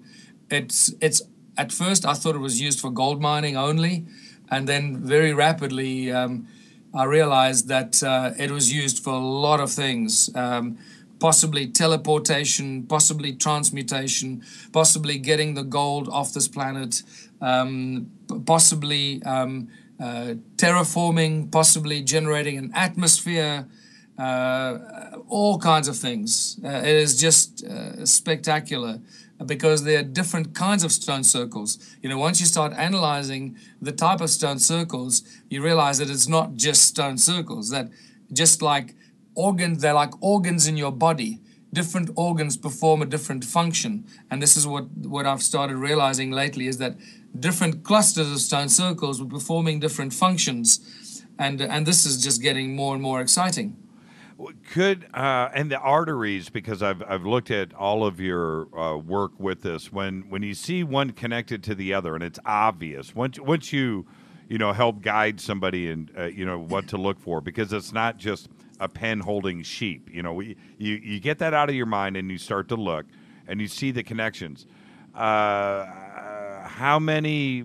I mean, it looks to be like a matrix is the best way I could describe it.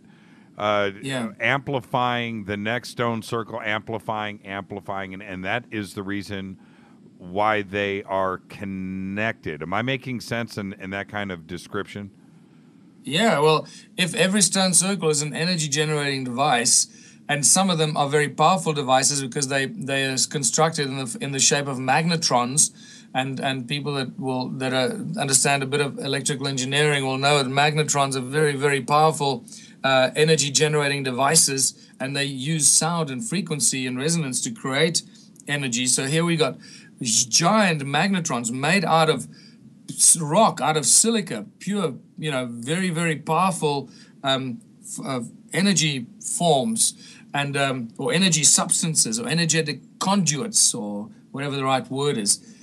Silicon-based technology, and 20 meters in diameter, what is that, 60 feet in diameter, stone circles that that are resonating and are magnetron shapes, giant magnetrons. Now, if you realize that a tiny magnetron, you know, a few inches in diameter, can create laser beams and phaser technology and laser technology, and can melt metal with a laser beam in a split second.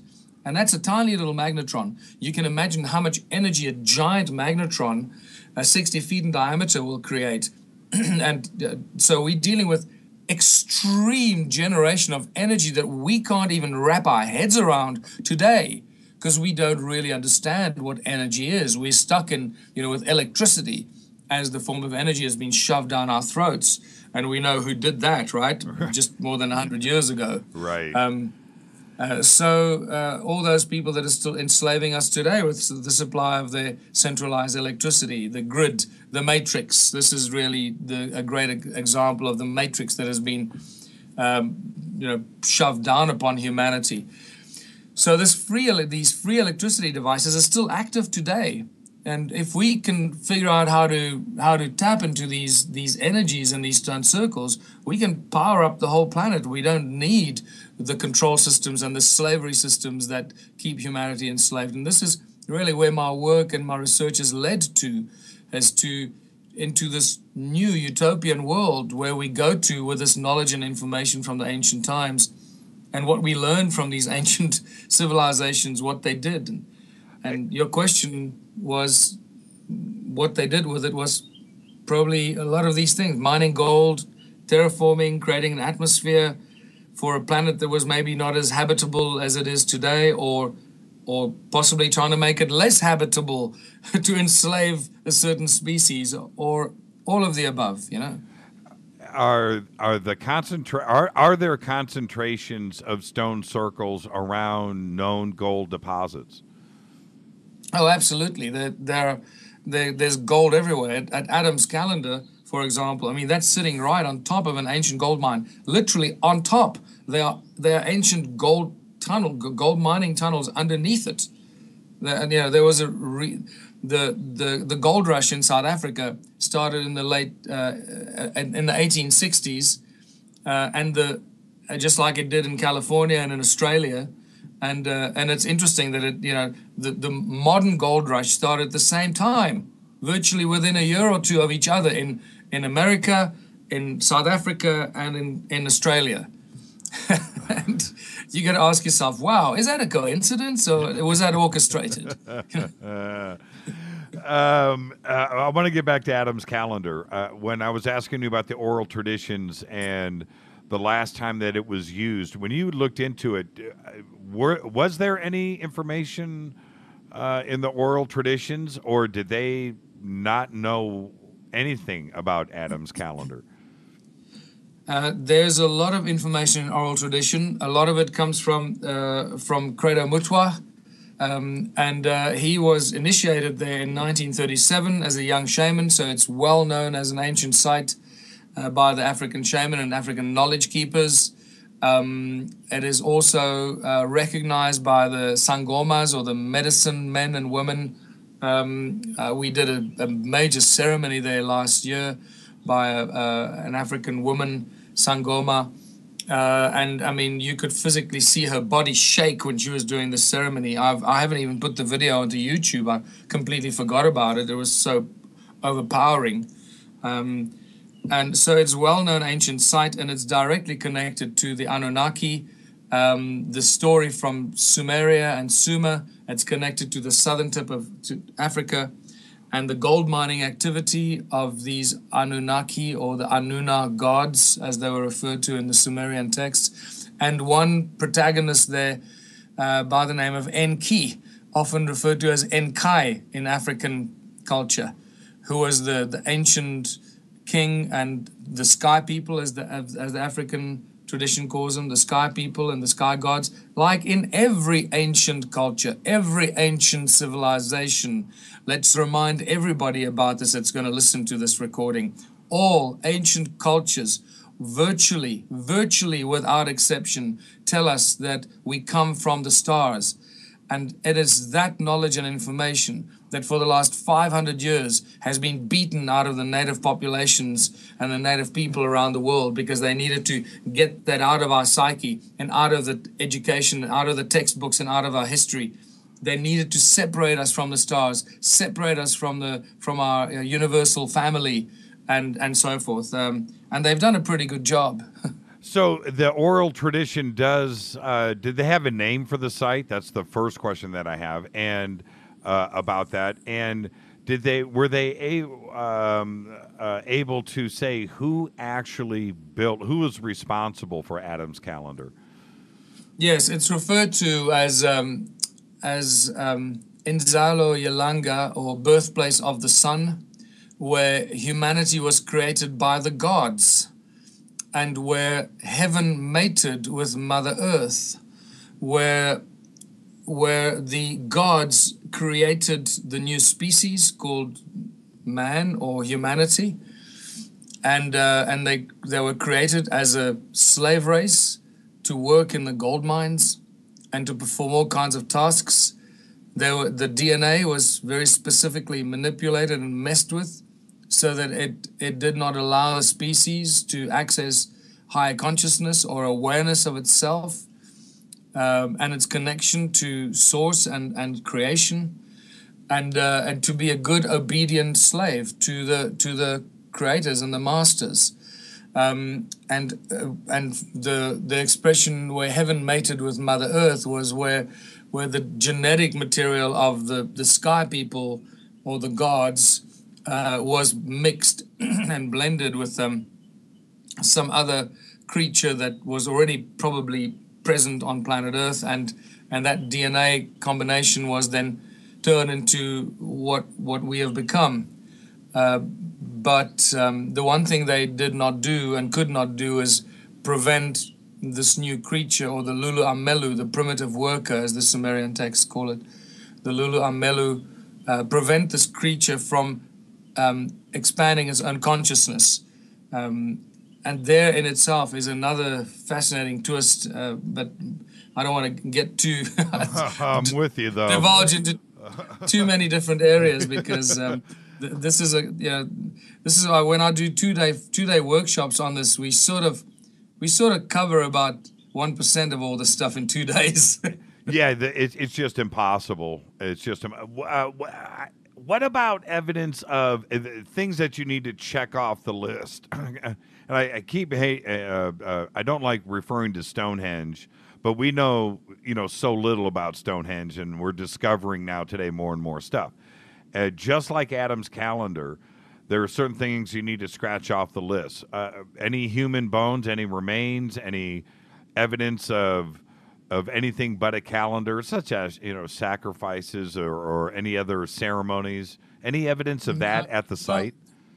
There is some evidence of that. I have not seen it myself, but I've been told by rock climbers that there are some bone remains at the bottom of the edge. I mean, it's very, very inaccessible place. You can't get to the bottom of the rock face there, because it drops right at the edge of Adam's calendar where the Horus stone is lying. The rock face is a sheer drop down about 200 meters, 600 feet. And then it drops even further down about 3,000 feet into the valley, into the Barberton Valley, which is filled with gold mines. This is where the gold mining, you asked, is there gold mining evidence nearby? Yes, because Adam's calendar overlooks what were the first gold mines that were set up in the gold rush in the late 1800s in South Africa. And it overlooks all those those modern gold rush towns. And Kaapsehoop, which is the little town that Adam's calendar is the closest to, that's where the first largest gold nugget was discovered. So yes, it was a 5.5 kilogram, so it's like 11 pounds, an 11-pound gold nugget was discovered near Adam's calendar, in 1860 something, and that's what sparked the gold rush in this part of the world. This I just have to. This is just for me. As I'm looking over the cliff, off to the right from the Horus Stone, off to the right are two peaks that it looks like there's pathways that go up to the tops of those rocks. What are those? Well, I refer to those as pyramids, they're so obviously pyramidal structure that when you see it, you go, "Oh my goodness, why have I not seen that before?" Right. and once you've seen them as pyramids, then that's it. They're locked in your mind forever.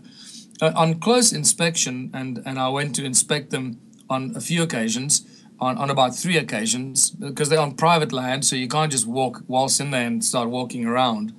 But I was given permission by the one farmer. They separated onto 2 different farms. There are 2 pyramids and possibly a third little one, 2 larger ones and a third small one, very similar to the Giza pyramids.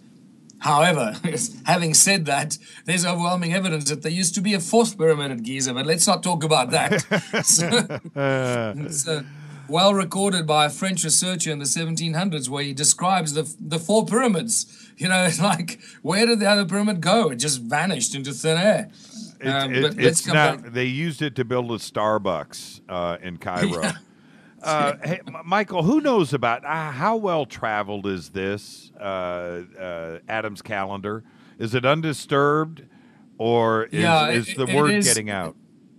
Well, the word is getting out. You know, we've got a few thousand visitors a year that come now, but unfortunately, it's reasonably disorganized. Louise and I are so busy with the UBUNTU movement that we have really neglected the research and the stone circles and the tours to Adam's calendar, and even my little museum with priceless tools and artifacts is completely neglected, because I just don't have the time to look after it and to develop the tourism to enlighten people who want to come here to really inform and enlighten themselves and experience this.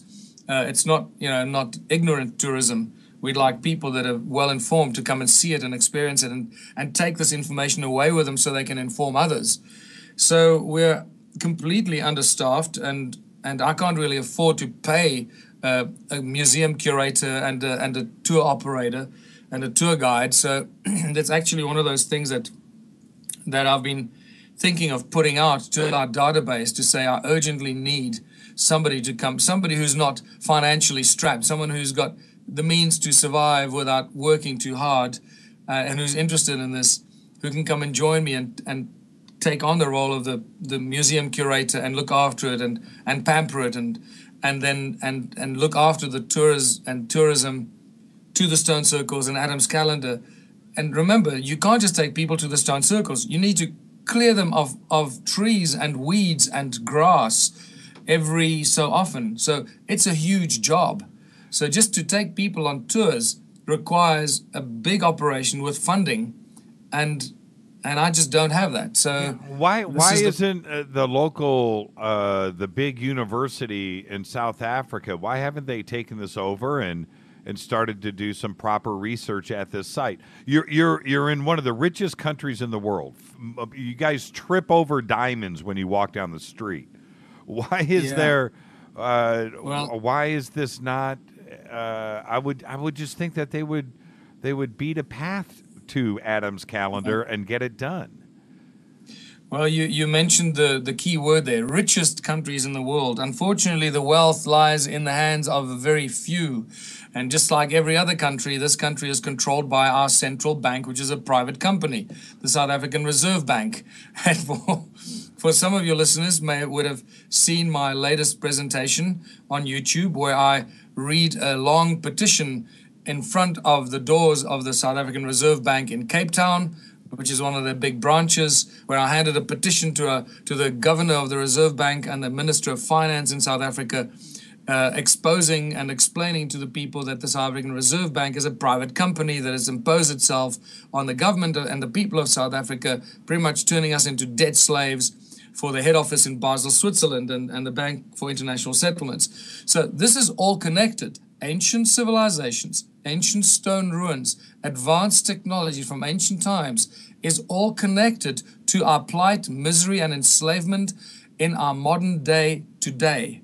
That's the important connection we need to make here. And for people that haven't done that, are fast asleep and need to wake up. and realize why we are in so much trouble in our lives and on our planet today, because this enslavement that goes back thousands and thousands of years continues today, enslavement of humanity. The rich country, you mentioned rich country, is because all the diamonds and the gold and the platinum and all our minerals are bought and controlled by private corporations. They use our people as slave labor. They discard them when they don't need them anymore. And they take all our gold and diamonds and minerals away from our country and from our people. And all this is paid for by the central private bank with pieces of paper that are worthless. So in essence, they are stealing our precious minerals. And people are just ignorant of this. I've seen the video, and all I could do was shake my head. I thought, Michael is out of his mind. He is, to do that at the doors. That takes courage. There's other words I want to use about what it takes, but you know where I'm going with that. And I got to tell you, I just thought he's crazy. He's crazy, but that's what it takes. That's what it takes. It takes somebody to be first. And I got to tell you, man, it's a crazy video. Can I tell you what has happened? What has happened since then, Jimmy, is we've been contacted by a few journalists, not many, but a few journalists in mainstream media that are now waking up and going, wow, this is amazing. Can we talk to you? Can we interview you? And especially Stephen Goodson, who was my colleague in the UBUNTU party in the elections last year. Stephen Goodson was a director of the South African Reserve Bank for 12 years. He knows exactly what goes on in that institution. He still remains a shareholder. And the non-executive shareholders that make it look like it's not a private company. It's a government, an arm of the government, which is completely not true.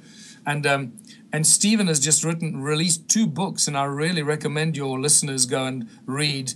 Well, first of all, the Ubuntu book, my book on Ubuntu and contributionism, which also discloses all this information. You can get that on Amazon. It's the best and easiest way. Or you can download the ebook on my websites. And then Stephen Goodson's books are also available on Amazon, and it's Inside the South African Reserve Bank, and then the history of global banking, the history of central banking. It's 2 spectacular books, just blow open the lid on these secret organizations that have taken our planet hostage through these royal bloodlines. And Stephen has come under attack by the South African police. Why? Because the South African Reserve Bank, this private criminal organization that is enslaving the people in this country and around the world, has a secrecy clause in our law, in our legislature, that you cannot disclose certain dealings of this bank. It's a private corporation, for God's sake, that is supposed to serve the people of our country. And they've got secrecy clauses that you may not disclose. And this is why if you do breach that, they'll take you to court and you go to jail. It's a criminal offense. I mean, how is that possible? However, this is where the exciting thing lies. So Stephen has been interviewed by the sort of what would be called the FBI of South Africa, the Hawks. And because they were prompted by the South African Reserve Bank to go and interview him to see if there's a case for arrest. And I think they very quickly realized, oh, hold on. If we arrest this guy, he's got a right to defend himself, which means he can subpoena any witnesses he wants to. And that's not going to be good for the Reserve Bank. No. Let me jump to Twitter. I've got a bunch of questions here, and we'll hit these really quickly. This comes from Walter. He says, has the pyramid site near your home been fully investigated? Do you have any new info? No. Again, this is just for everyone that's listening to this. I'm working alone. I have very little support in any way. I get some donations from people around the world. I think that amounts to maybe about $3,000 a month. That doesn't really equate to a lot of money, but I thank those that do make donations, and I'd urge others to please make donations. Go to my website and make a $10 a month donation if you can, because all of this stuff is pretty much falling down because there's too much happening, and there aren't enough people that can help with this research. And a lot of time and effort is now being spent on the Ubuntu movement because that's where we're going. You know, we've got to really focus on where we're going as a species and provide the solutions and stop talking about the negative stuff and the enslavement, but rather give people the good news, tell people that there is a way out of this slavery and that the answers and solutions are actually very, very simple. So the answer is, the only thing we know about the pyramids is what I've shared, is the fact that they are connected to Adam's calendar. Energetically, they seem to be some sort of an energetic source possibly for the calendar, or vice versa. That they were originally pyramids, but they covered by soil. They were probably cut out of the bedrock and not built out of stones like we imagine pyramids. Then they were very, very old. They are 280,000 or 300,000 years old. That's how far back this goes. So they're not in the kind of shape you would expect modern pyramids to be. What we do know is that just like Adam's calendar and the stone circles, the moment you get to the pyramids and you stand right between them or near them, it scrambles your GPS. So it also creates an energetic vortex there that scrambles the satellite signal to GPS. So we clearly are dealing with powerful energy devices as well.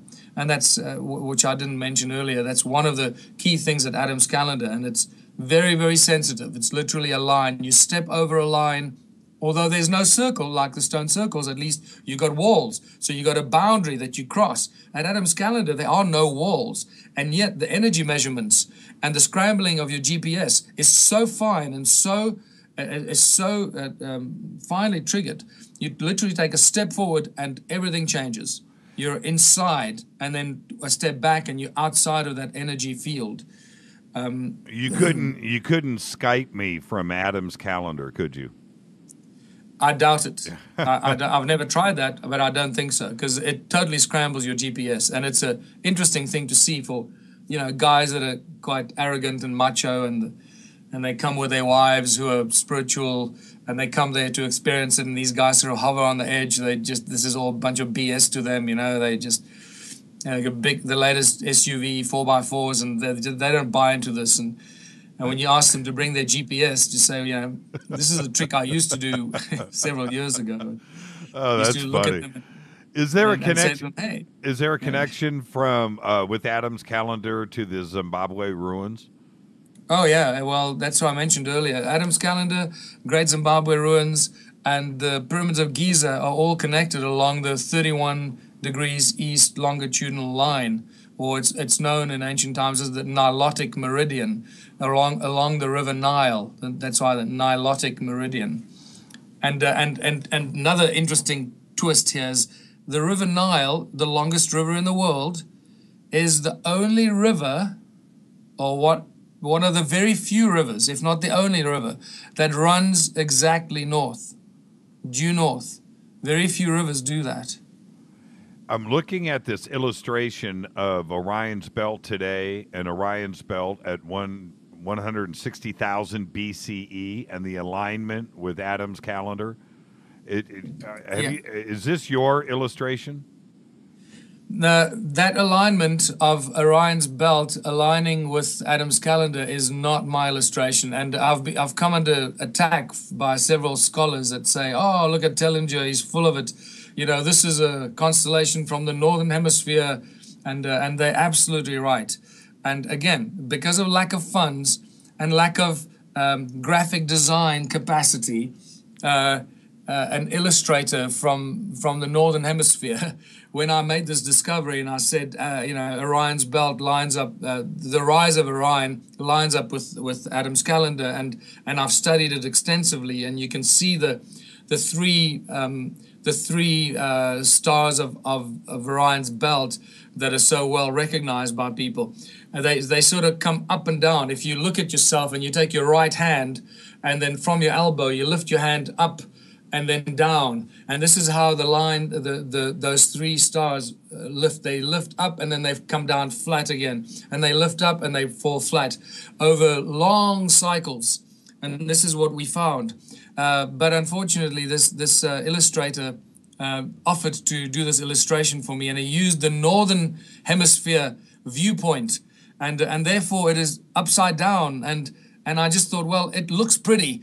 I'm not going to throw it away because no one else has done it for me from a Southern perspective, and I'm not an illustrator. So if somebody can do this for me from a Southern perspective, the way it looks from Adam's calendar, I'll be very grateful. Interesting. What about, and as I look at Adam's calendar, Karahunj up in Armenia, it's kind of feeling similar.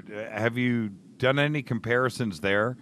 And Karahunj, no, I haven't. Karahunj dating somewhere around 7,000. It's older than Stonehenge, but it's kind of feeling similar. It's kind of got it's smelling the same to me. Yeah, it does. I've not been there, but the photographs that I've seen do give me the same sense.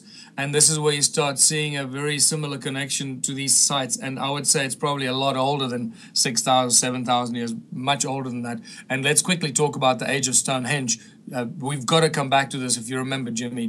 I need to put people out of their misery here. Okay. On Stonehenge dating, because this is just such BS that we're getting from these archaeologists, because they find some pottery and shards and bones near Stonehenge, and suddenly they can date it as to who built it.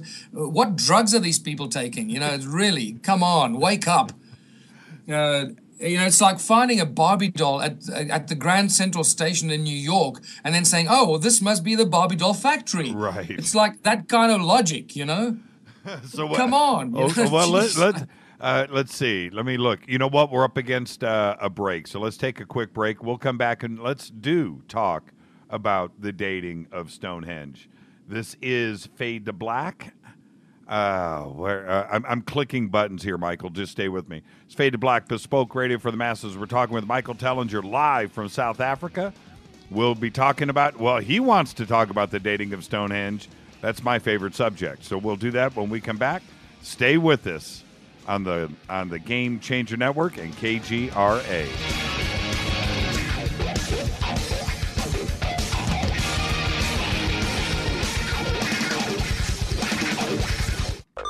KGRA Radio.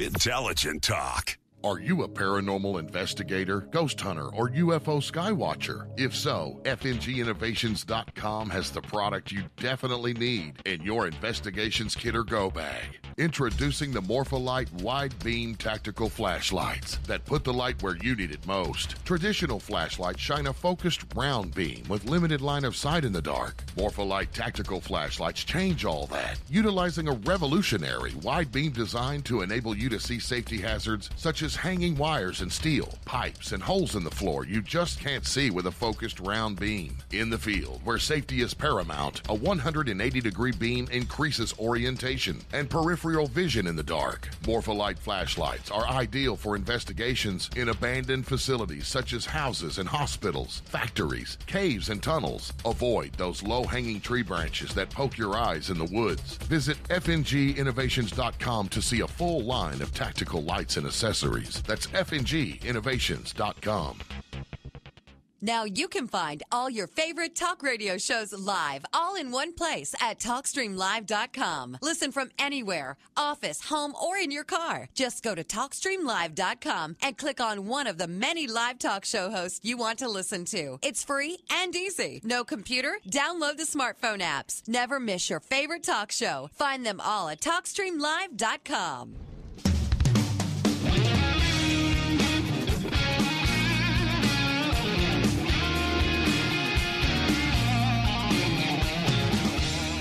All right, welcome back, Fade to Black. Welcome to everybody listening all around the world, all across the United States. Bespoke radio for the masses on the Game Changer Network and KGRA, The Planet. I'm your host, Jimmy Church. We are talking with Michael Tellinger, one of my favorite researchers in the world, live from South Africa. Michael, before the break, we brought up the dating of Stonehenge. We don't know much, do we? Michael, are you there? Michael Tellinger. Okay. Wow, that's bizarre. Maybe he's away from the microphone. So anyway, talking about that, we will be taking calls. I just sent Michael a message about that, 323-825-5045. You can also Skype in, Fade to Black 14. And all of these sites, Göbekli Tepe, Stonehenge, Giza, the stone circles of South Africa, Adam's Calendar, Karahunj, all of these sites now are popping up and coming up with some magical dates. And everything that we had traditionally been focused on, 3500 BC, 3600 BC, 3700 BC, and that was the start all of all of civilization, it is now proving to be incorrect on every front. Michael, I know you're back with us. And one of the points that I was just making, all of these sites, Karahunj, Göbekli Tepe, Adam's Calendar, Stonehenge, Giza, all of these monolithic large sites, all of the dating is proving now, and I'm saying this in a very strong sense, is completely incorrect. The only one that we have kind of a hold on right now is Göbekli Tepe. Thank goodness that they filled it with garbage, right? We were able to date it now to 12,000 years old. But all of these sites, all of the dating is incorrect and is turning history on its ear. Yeah. Again, Göbekli Tepe, I think the dating is not accurate, because just because they filled it with garbage and they can carbon date some of the garbage doesn't mean that that's when it was built.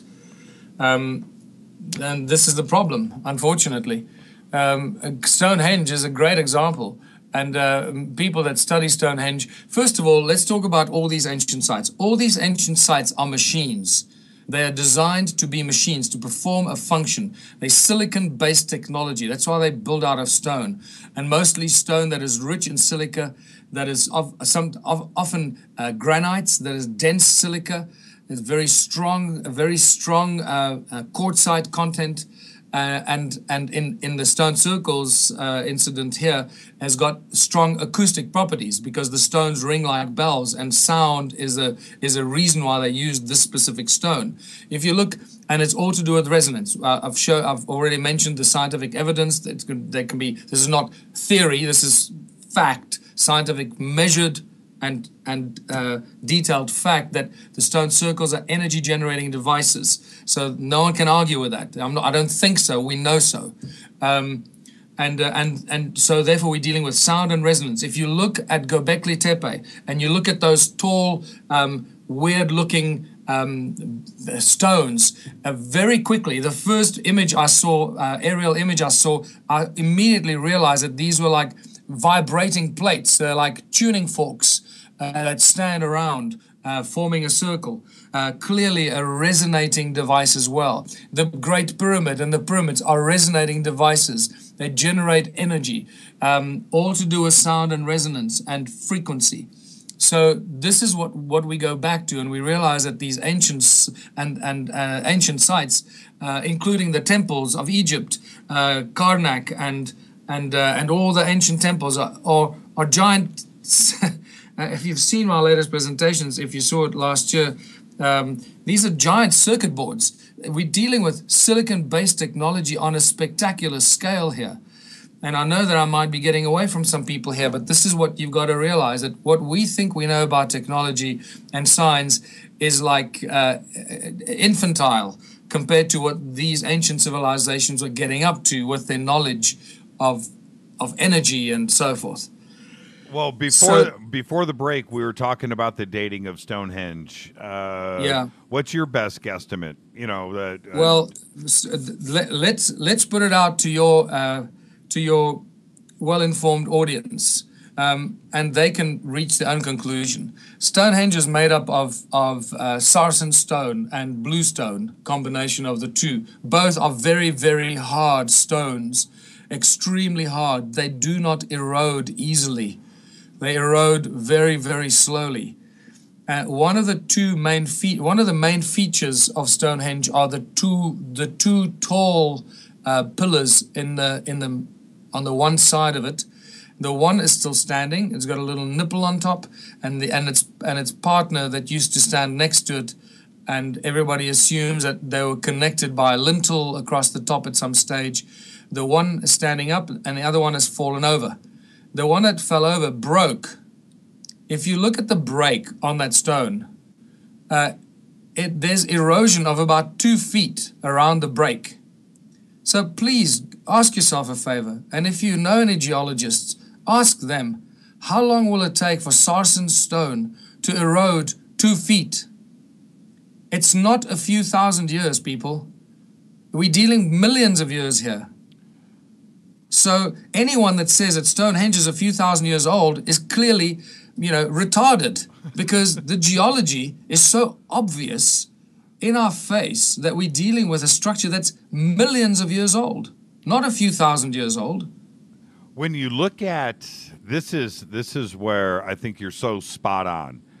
Go look at something that's 2,000 years old. Go look at Rome, right? Go and look at still perfectly cornered, perfect, architecture that it still looks like it was built yesterday.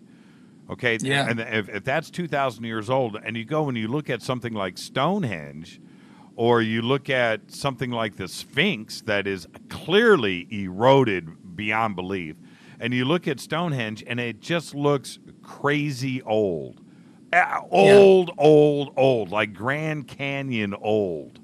That's what it looks like to me. It's clearly rounded. When you look at the illustrations from artists on how Stonehenge it was supposed to have looked when it was fresh and new, nice and it's squared and the stones, the lentil stones on the top, and you look at it, okay, all right, but that's not what we're seeing now. What we're seeing now is something that is clearly old, unless they carved it round.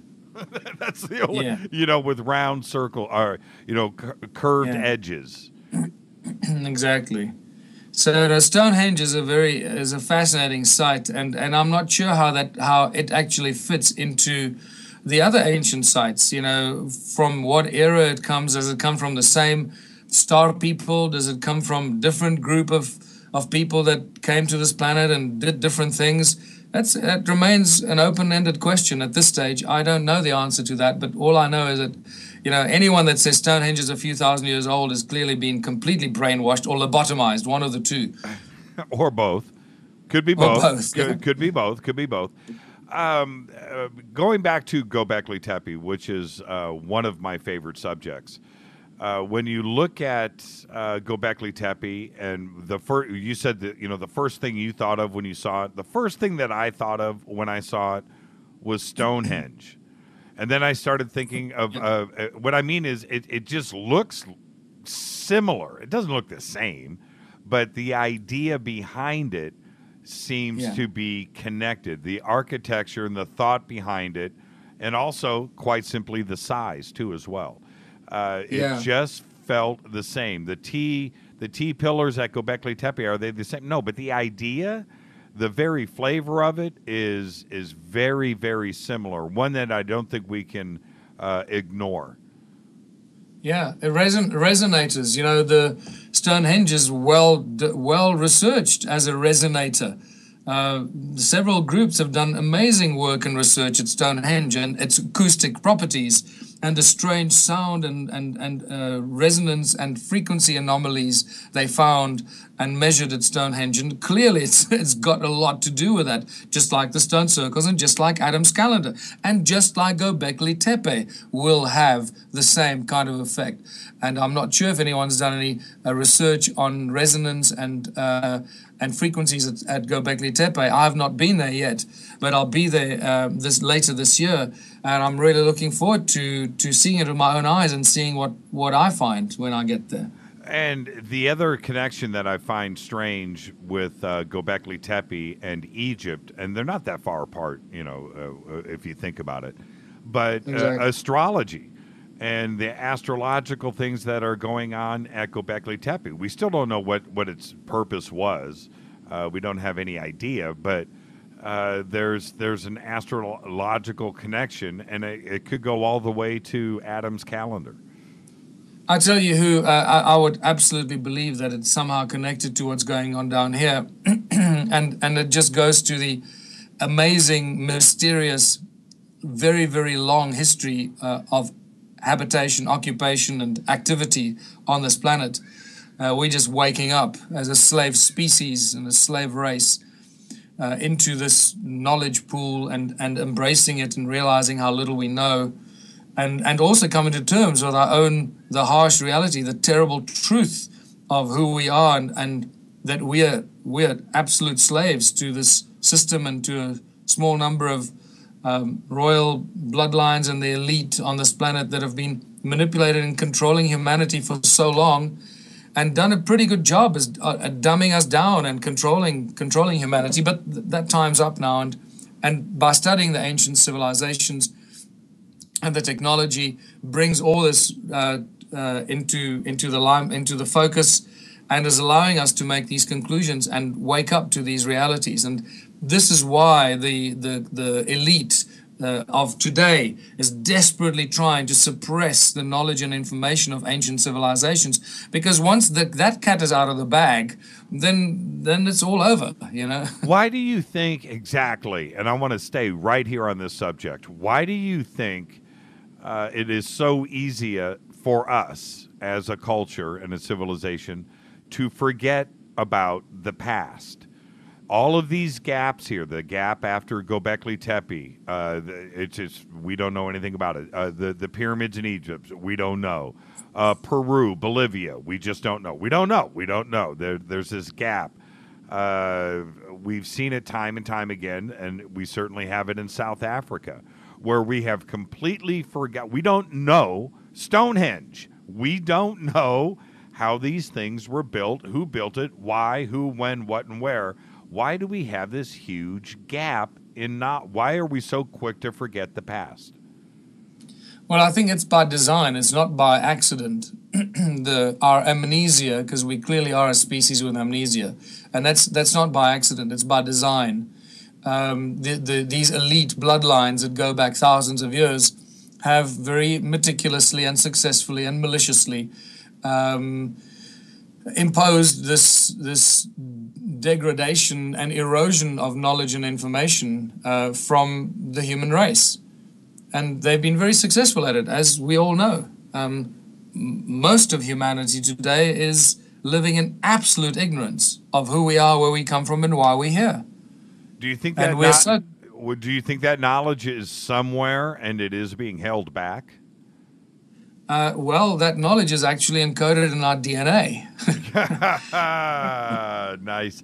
That was good. Yeah. We have all this knowledge encoded in our DNA, and this is why we're experiencing such a rapid awakening when our DNA is activated. And I do believe that this is the whole 2012 event, the Mayan prophecy, 2012. And I'm not sure about the dating, because there are too many people, too many various takes on the dates and the accurate thing. And some people say it's actually not 2012, it's 2015, and it's this year that the real awakening is going to happen. And you know what? It seems like it feels like it. It's just possibly just a delayed knee-jerk reaction to what happened in 2012 and so forth. But we do know that in 2012 we did cross the galactic plane, and our solar system was exposed to some very, very high condensed frequencies that are in the galactic plane, the galactic equator, that did something to our DNA. Everyone on this planet was exposed to the same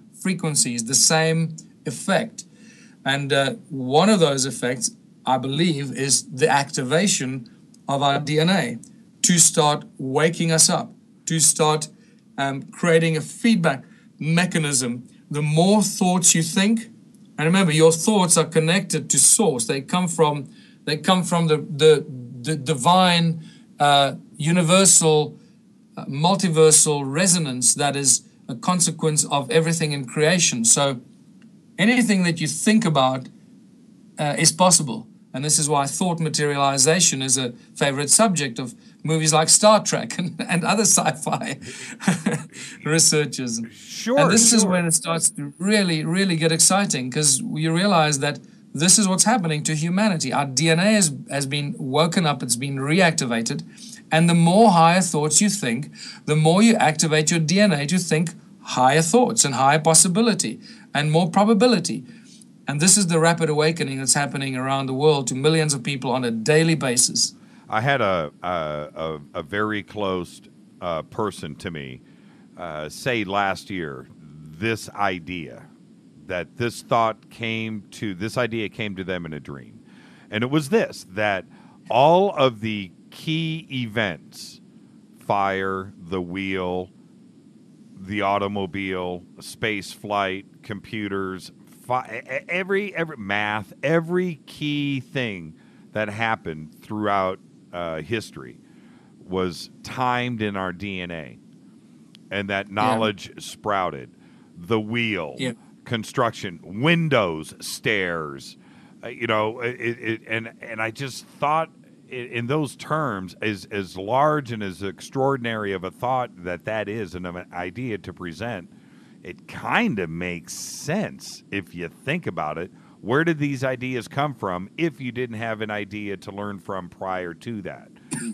Right? Where does the wheel come from if you have never seen another example of a wheel? If you've never seen anybody create a fire, where does this idea come from originally? Could it have been pre-programmed in our DNA, and that it was just timed to happen on that day? Boom, the idea is in your head, and then you're off and running. Yeah, exactly. And this is what many teachers and prophets have been talking about. With faith you can move mountains, as the Christ figure said, and that doesn't mean that if you believe in some guy with long hair and a beard sitting on the clouds, it means that if you are connected to the prime resonance frequency, if you're connected to source, if you understand and you resonate with all the knowledge of source, you can manifest, you can move physical objects, you can create anything you want with your mind. And the movie The Green Lantern is actually a great example and disclosure of that ability that we have as human beings. And in many ways, just like Avatar was the story of our planet just reversed, in the gods, where we go to this planet of beauty and abundance, and we completely destroy it through mining unobtainium. We destroy their culture, their knowledge, their connectedness through resonance. Think about it. Everything was connected through resonance on that beautiful planet. The same thing can be described in various movies that we see. And I completely lost my train of thought what I was talking about. It was good, though. You had me. No, we were talking about DNA and... DNA. So remember that DNA is manifested out of sound, resonance. Luc Montagnier, famous French physicist that should have won a Nobel Prize for this in 2011, spontaneously manifested and created DNA with sound and resonance. It's just spectacular. So you realize that the DNA in our bodies is a consequence of manipulation through the understanding of sound and resonance by those who understand how to do that. And it all starts to fall into place that we have encoded in our body, in our nuclei, all the knowledge of everything in creation is encoded in our DNA. It's just how much of that information we have access to. So until now, we've been restricted by those that created the species. We've been restricted and allowed access to a tiny, tiny fraction of this genetic encoding, the knowledge encoded in our DNA. And now we're tapping into more and more of the DNA. The movie Lucy is a great example of this information. They used it slightly differently. They talk about the brain. They didn't want to give it away too obviously. So they, in the movie Lucy, they say if you have access to 20% of the brain, you can move objects. If you have access to 50% of the brain, you can start manifesting things. And then eventually she has access to 100% of the brain and she just disappears. And when they ask, where is Lucy? The answer is, she's everywhere. And this is it. We resonate with everything in creation. This is what Star Trek called the prime directive, the prime resonance frequency of everything in creation is encoded in our DNA. This is spectacular way of looking at things and understanding things. I was just going to say, Michael, you got to say spectacular for me one more time. Do it. Just say it one more time. Just spectacular. Oh, man. Emphasis. Yes, does. What did you think about that 2.5, the jawbone that was revealed last week? Yeah, I don't know. That once again, I immediately thought of you when that was discovered, and I knew that you were coming on. So, what did you think? What did you does it mean anything? Not really. What they're trying to say again is, I think it's diversory tactics. It's illusion. It's creating an illusion or a distraction for us. I think that's what it is. It's saying that there was a primitive species, 2.8 million years ago, I think they say, before humans, and it's amazing how far humanity can be traced back. And 2.8 million years, there was a relatively advanced being, but it wasn't human. So I think it's just, it's a bit of distraction, I think. Jeremy just tweeted when we were talking about DNA. He says, I'm being serious. Okay, that's what he says. He says, does this have anything to do with mitochondria and its mystery? Oh, absolutely. It has everything to do with it. And how mitochondria is where it comes from and why it actually is in our cells, in our nuclei. What the mitochondria are doing there, that's a mystery. It remains a mystery. It's there, but we don't have no idea why it's there.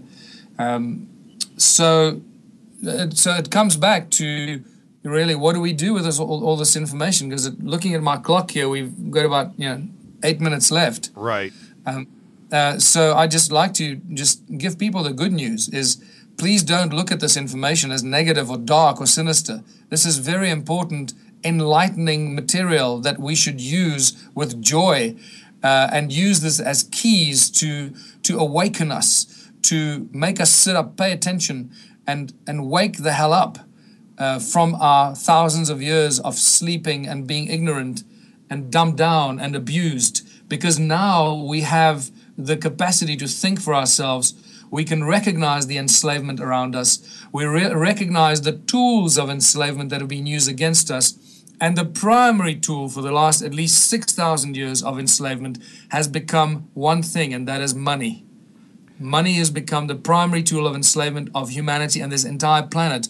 And this concept called capitalism and the disgusting practice of competition has been shoved down our throats. That's supported by our education system that tells you the harder you work, the more successful you'll be. You can get to the top of the pile and rule others and be the boss and run your own company and slave thousands of people. It is this repetitive mantra of divide and conquer and separation and making people compete against each other and destroying each other that has been the tool used against us. And with the Ubuntu movement and the realization that money was created maliciously as a tool of enslavement, it's nothing more than that or nothing less than that, and that we don't need money, we need people, because money does nothing, people do everything. Money just gets in the way of people pursuing their dreams, applying their God-given talents or their natural skills and talents that they're born with to the benefit of themselves, their community, and the rest of humanity. And money keeps getting in the way. So when we remove money, we free humanity to work together, not in competition, but in cooperation for the greatest benefit of all. If you think about a little community living somewhere, if they want to build a bridge across the river, are they going to build that bridge so that it can be owned and controlled by a corporation, or are they going to build that bridge for the benefit of the community? Of course, they're going to build it for the community, but that has now changed, hasn't it? Now all our bridges are built by corporations that abuse the community and charge us toll fees to cross bridges. Well, they charge you to build the bridge. Or they charge you to build the bridge. So when communities do things for themselves and for their extended communities, they do it for themselves, for the benefit of the people of those communities. We should never do anything for the benefit of a corporation to enslave the people in that community. And that's what our planet has become. We're all slaves to the corporations. We think we have great jobs and we have beautiful lives. We can buy stuff. That's part of the entrapment. This whole capitalistic system is all a giant illusionary enslavement that has bamboozled us and confused us, divided us, made us kill each other, betray each other, stab each other in the back. It splits up and breaks up families. It breaks up friendships. Money is the tool of absolute enslavement. And this is what we discover by studying our origins, ancient civilizations. This is the critical information and the takeout that we must get so that we can reach the conclusions of what to do into the future from this point onwards. Do you think when we talk about resonance and we talk about interconnected consciousness, which I think today, I think we all are starting to understand this more and more and trust in it. Do you think the internet and the ability to interconnect every single person here has something to do with the waking up? Because it was easy for them to dumb us down and diverse us off of the correct path. They were whatever it is, whether it was television or watching sports, keeping you off of true knowledge. Now we have access to that true knowledge, and we can. Do you think the internet has something to do with resonance and connected consciousness? Absolutely.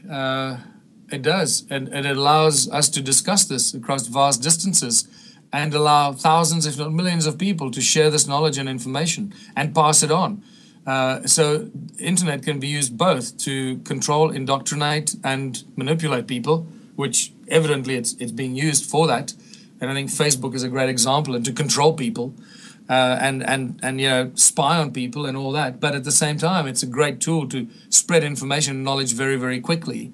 And alternative energy and alternative sciences and discoveries, breakthrough discoveries are probably internet is going to be used very effectively for that. And I'm working with a large number of inventors and engineers and scientists with alternative energies right now. I'm not the only one.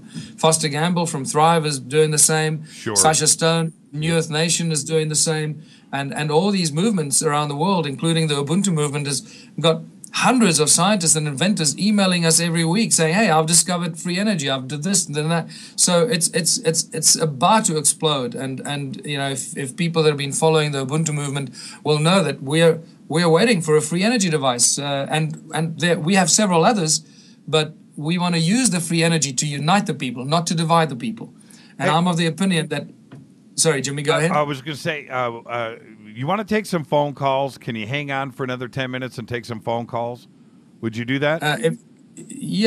Sometimes I find phone calls that take up a lot of time and we don't get a lot of information out. It's probably easier to get questions rather than phone calls, because it takes a lot of time and you don't really get too much through. We have a very large audience, man, and I'm sure that they would love to ask you some questions directly. But I'll leave it up to you. We're gonna. Well, maybe they can just punch the questions into Skype and we can deal with them as quickly as we can. Okay. I've got a bunch of them lined up right here. Okay, so let's take a quick 2-minute break. We'll come back and wrap this up. Are you with me, Michael? I am. Okay, let's take a quick break. This is Fade to Black. We'll come back. We'll get some more questions in from you for Michael Tellinger, live from South Africa. This is Fade to Black, bespoke, ready for the masses. I'm your host, Jimmy Church. We'll be back more with Michael Tellinger right after this quick break. Stay with us.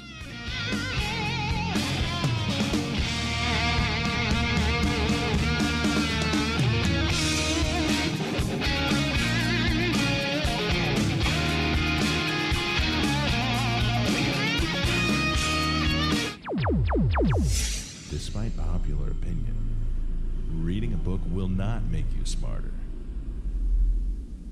But listening to Jimmy Church will. Attention, all Fadernauts. Studio Dome has a special deal on their SD1 Bluetooth speaker. Just go to jimmychurchradio.com, click on their banner, enter the promo code Jimmy, and you get $40 off and free shipping on the SD1. It's voice activated, comes with a USB antenna, cables, and a carry bag. Never listen to your phone, tablet, or laptop speakers ever again. It's the only way to listen to Fade to Black. That's JimmyChurchRadio.com, Studio Dome banner, promo code Jimmy. Go Beckley Teppy.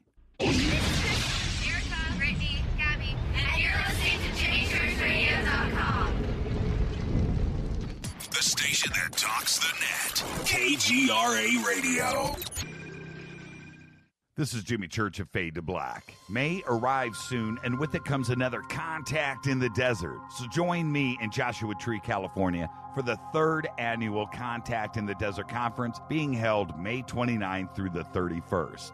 2015 brings another awesome lineup of speakers, including publisher of Legendary Times, Giorgio Tsoukalos, New York Times bestselling author David Wilcock, journalist and conspiracy expert Jim Mars, former head of UFO Project for the MOD Nick Pope, investigative reporter Linda Moulton Howe, author and contactee Travis Walton, UFO historian Richard Dolan, and many more. You don't want to miss this. Fade to Black and KGRA will be there broadcasting live May 29th. Just visit contactinthedesert.com for tickets and information. That's contactinthedesert.com. This is KJCR at JimmyChurchRadio.com.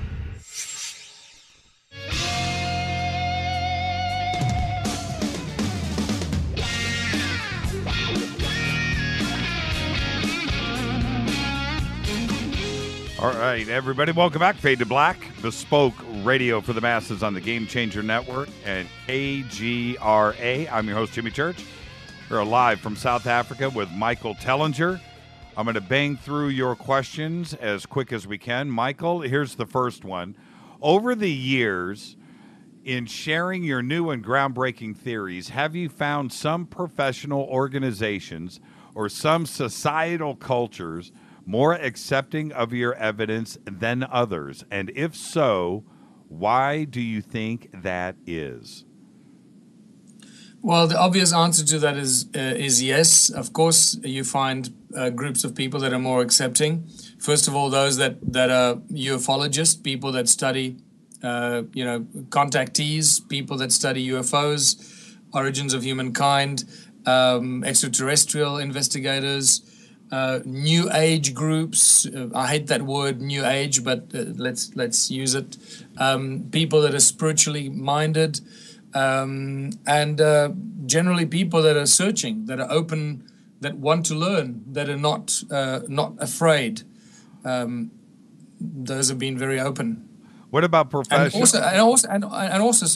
Also scientists. Actually, scientists who are not necessarily afraid or connected to universities, because people that work for universities, scientists are often afraid to lose their jobs. Although they do engage me and they do speak to me and share a lot of information with me, a lot of them tell me, please don't mention my name because I don't want to lose my job, but they interact with me. But it's the scientists that work independently and do research.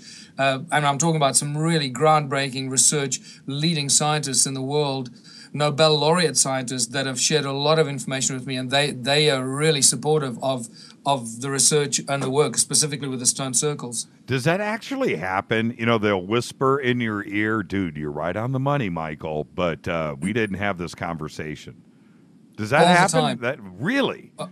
All the time. I'm not surprised, but you know, it still shocks me that more are not just coming forward and throwing in the towel. I would have thought, go back to Teppy.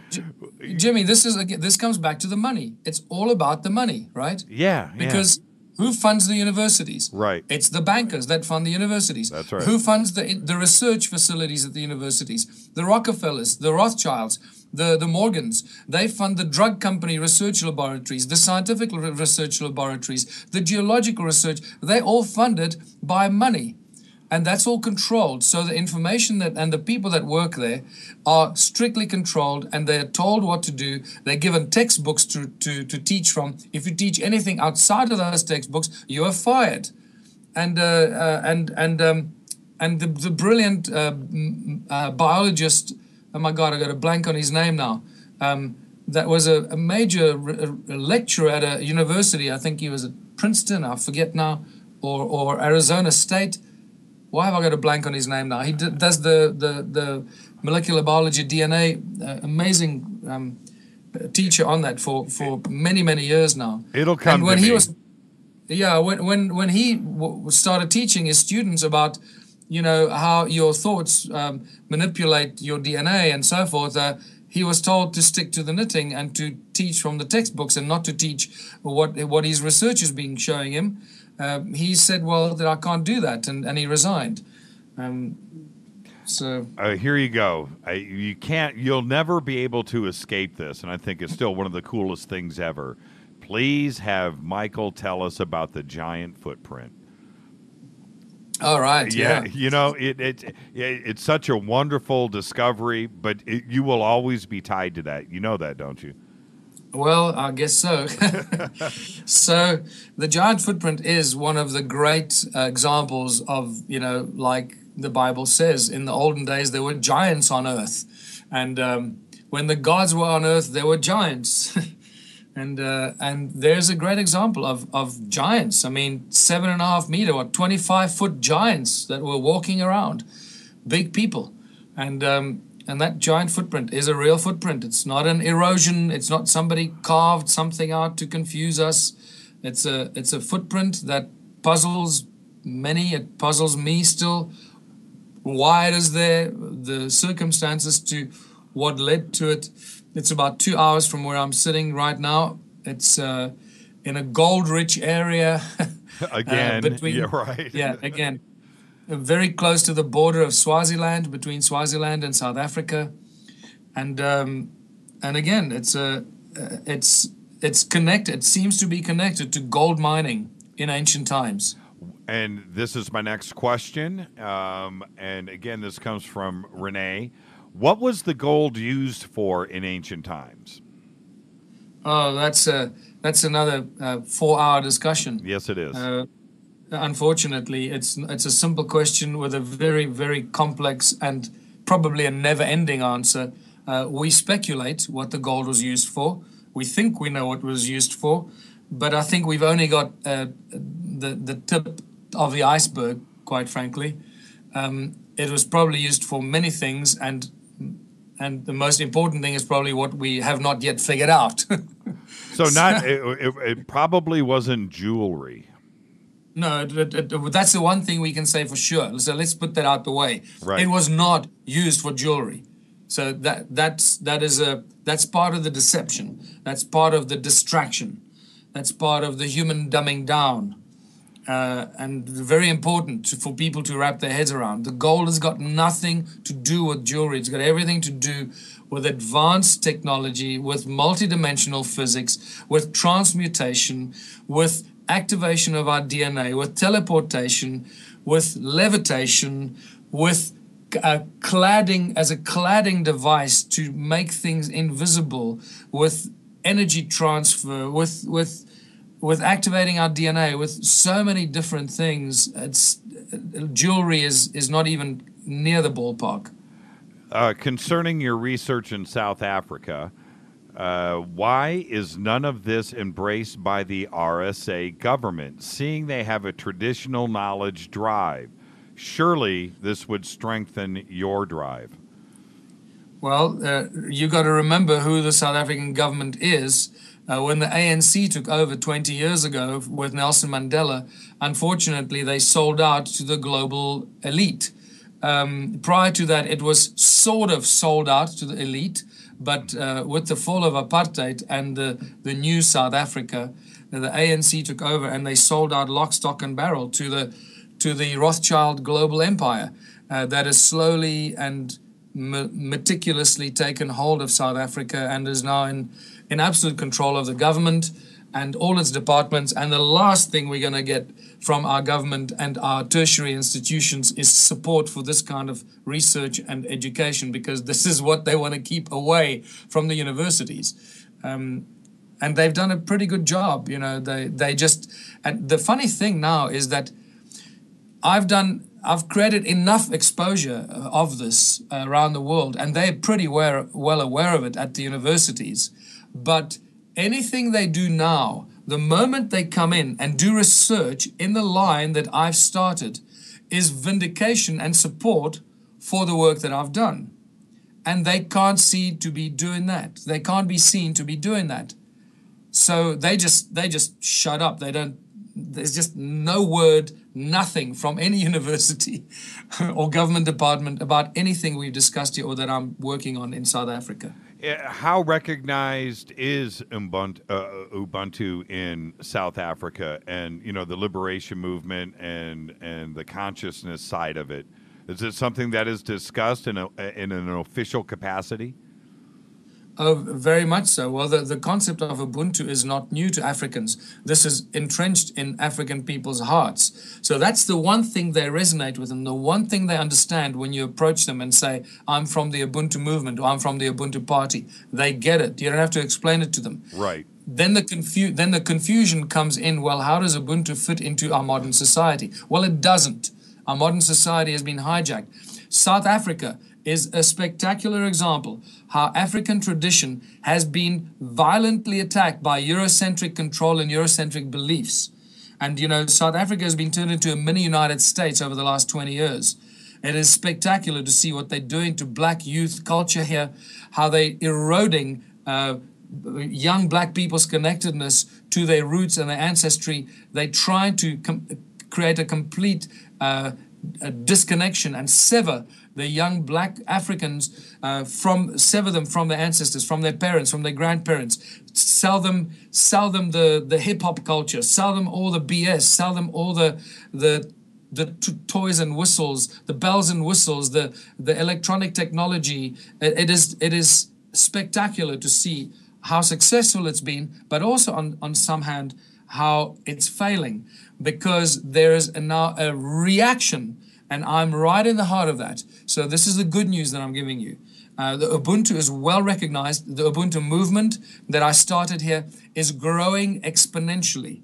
And let me give you some very exciting news. And I'll be talking about this around my tour around the world in America and Europe and Australia later this year, starting at Contact in the Desert at the end of May.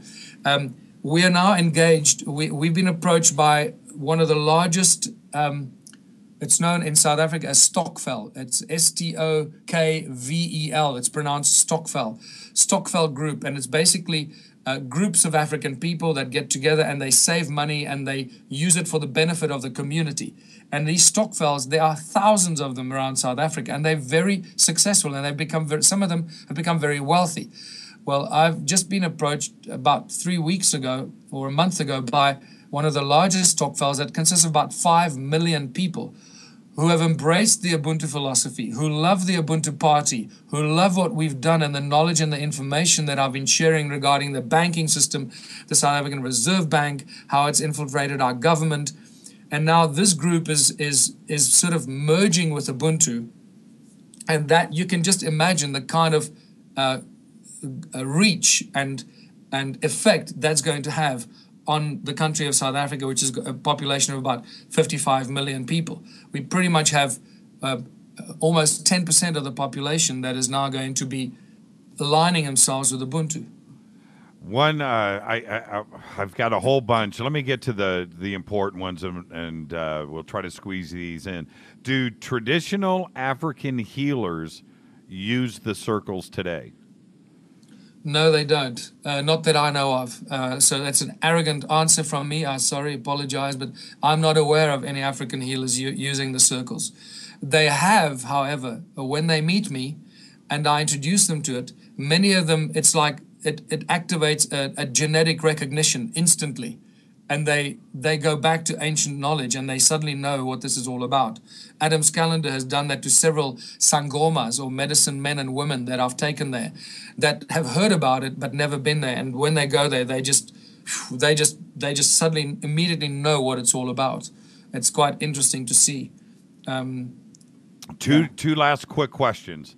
What do you suggest that we do to unslave us from that demon money? Well, this is what the Ubuntu movement is all about. And please, I really urge your listeners to get the Ubuntu book, get a copy of the Ubuntu book so you can read the full story, because it's impossible for me to convey this information. in a few seconds or even in a few hours. In the United States, I'll be doing after Contact in the Desert, I'll be doing several Ubuntu workshops, full day and 2-day workshops at probably 4 or 5 spots around the USA. Atlanta will be one. Los Angeles will most likely be another one. Perfect. Then with James Gilliland up at ESETI. And then we still finalizing 2 extra venues to do 2 more workshops, somewhere on the East Coast and somewhere maybe in the center of the USA, or maybe Austin, Texas, or somewhere like that. But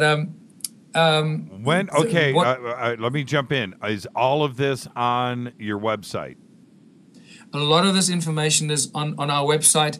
What we propose regarding the removal of money, the steps to take, how we get there, because you can't just do it in one swoop. We've got to go through a process of weaning ourselves off the use of money, but we still need money to set up the community projects. And I refer to community projects in small towns and communities. It's going to be a lot easier. Set up community projects that benefit the whole community. You're going to need money to set them up with, and you're going to need electricity to drive them. So this is where we're going to use money to free ourselves from money and use the free electricity, the alternative electricity, to drive these projects to create abundance within our communities. And this is what we are really setting up as a foundation with this Stockfell group and its 5 million members, to start going around the country and teaching, informing, and educating people about the origins of money, how the steps we need to take to remove ourselves from its abuse. One of the things that we promote in the Ubuntu Party is that we shut down the Reserve Bank, or the Federal Reserve Bank, and we replace it with a People's Bank. We don't need a private corporation to create our money for us. We can create our own money. Thank you very much. And if we do that for ourselves, that is a spectacular first giant step to, first of all, release the people from this pressure cooker stress and anxiety about their own survival, their ability to survive from month to month and week to week, with a constant more enslavement, and people become more and more indebted and in debt and they just can't make enough money to survive. So the stress and anxiety gets worse and worse from year to year. So the moment you create a People's Bank that issues money for the people, by the people, which is then tax-free and interest-free, there's no inflation, there are no taxes, fees, or levies to be paid on anything, because we create our own money. That just releases the people instantly to be able to live wherever they want, join whatever community they want, because money then becomes instantly available for every community project to benefit the community, not individuals to enrich themselves, to benefit the community as a whole. And that becomes a chain reaction to allow people to realize that money is not necessary if we work together in cooperation for the greater good of everyone. And it's a process of really embracing this world without money, and how it morphs from being driven by money to using the money to benefit the community. And eventually the community has so much abundance of food, of engineering, of technology, of everything you can imagine, and they suddenly realize, well, we're not using any more money. And they realize, oh my goodness, we don't need money, we need each other. Yeah, it's a process. I know. When I picture us meeting ET, right? He arrived. We're shaking. We're hanging out, right? Official dialogue. The last thing ET has got in his pocket is a credit card, right? Yeah, That's exactly. the last thing. He has got a wallet with money in it. Like he just cashed his paycheck at the Intergalactic Federal Reserve Bank. I just don't see that being part of an ultra intelligent species. I just don't. It's confusing to me. That's exactly, and that's what Richard Dolan uses as one of his cornerstones and his cornerstone arguments, is that, you know, the secrecy around extraterrestrial activity and UFO activity and so forth. The secrecy there is all about the technology, because once we know that there are other advanced beings and species, infinite number of beings out in the universe with technology that boggles our mind, we'll realize that fossil fuel is not the way to go. We'll realize that money is not the way to go. And we'll start questioning that very, very quickly, and pretty much, telling those that have imposed that on us to take a hike. And that means that the global elite lose their control. So that's part of the agenda here. Yeah, totally. And when and if that happens, Michael, the problem is it's not so much the collapse of the oil economy and the petrodollar, because that would happen overnight. It's not that. It's people like you and me and everybody listening to this show, globally going, how long have you known this? How long have you known this? How long has this lie been going on? That's the problem. It's not the collapse of religion. It's not. Yeah. It's not. It's not the collapse of the global economy. We can pick up and get away from that. That's not the issue. The issue is, how long have they known that we didn't have to suffer? How long have you known that? And that's where the pain starts. Yeah, so you used a word there that's critical as well. The global economize, suggests that we live on a planet of scarcity, that things are scarce, that we have to work hard, and there's only limited resources. That's part of the lie. We live on a planet of infinite abundance, where everyone should have infinite abundance of everything imaginable. The moment that happens, the moment we get away from the scarcity and the control mentality and the corporate control of things, we live in communities of abundance where we live by choice, where everything is available to everyone all the time. Everything changes. We stop abusing our planet. We stop reproducing like bloody flies. We start to live in harmony with planet Earth and nature around us. We reconnect to source. We rediscover the cure for all disease, which brings with it a whole nother raise in consciousness and a shift in consciousness. And everything in our reality changes. We won't be driving the cars we drive today. We won't probably be traveling the way we travel today. We won't wear the same clothes. We won't live the way we do. We won't live in the same houses, the buildings. We won't eat the same food we eat today. The moment you remove money, everything changes in our reality. The main site, michaeltellinger.com. Are you going to have your schedule throughout the United States, and all of your 2-day workshops will be up at michaeltellinger.com?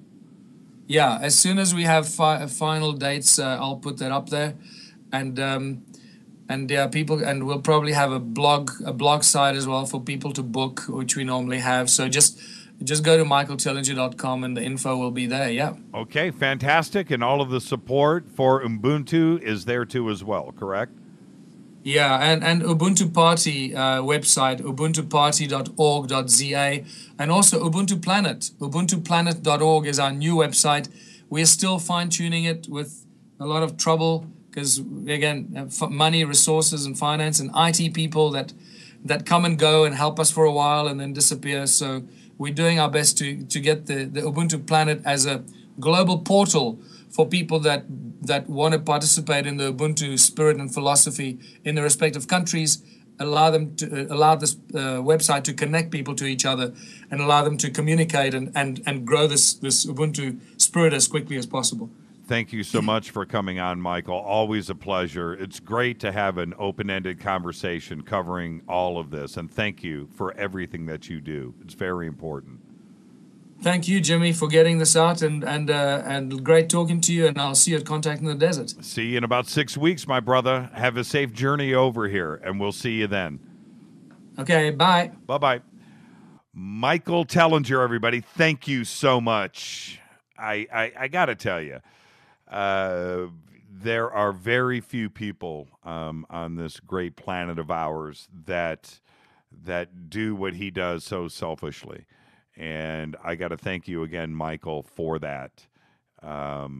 It just means so much. And it's not the fantastical, the spectacular, I love the way he says it, by the way, side of Michael Tellinger is one thing. The giant footprint, the circles, Adam's calendar, all of this exciting research about the Anunnaki and the connections throughout the world and so forth. All of that is amazing. And that's what he does. But you know what? That's a very small part of his world. He's very, very aware and concerned with consciousness and this planet. When he lives in a place that has been in such turmoil and upheaval as South Africa over the years, he's learned a lot of very important lessons. When you look at the chasing of diamonds and platinum and gold and what drives South Africa and the separation of the indigenous people there with the corporations that have come in and literally turned his country upside down, that makes him very, very aware at another level that all of us here don't know anything about. And we need guys like Michael to speak and tell us exactly what's going on. I've never been to South Africa. Have you? And him live from South Africa speaking about all of this means the world to me. And the ability to do that in real time, we would have been suppressed with this information just 10 short years ago. It would have been impossible to do. Now he is able to do that directly and speak to all of us. And it's just totally wonderful. Thank you so much, Michael. I can't say enough. Now, with that, let me jump over to TweetDeck. I wanted to, excuse me. I didn't hit my cough button in time. There was something that I wanted to talk about. It's here.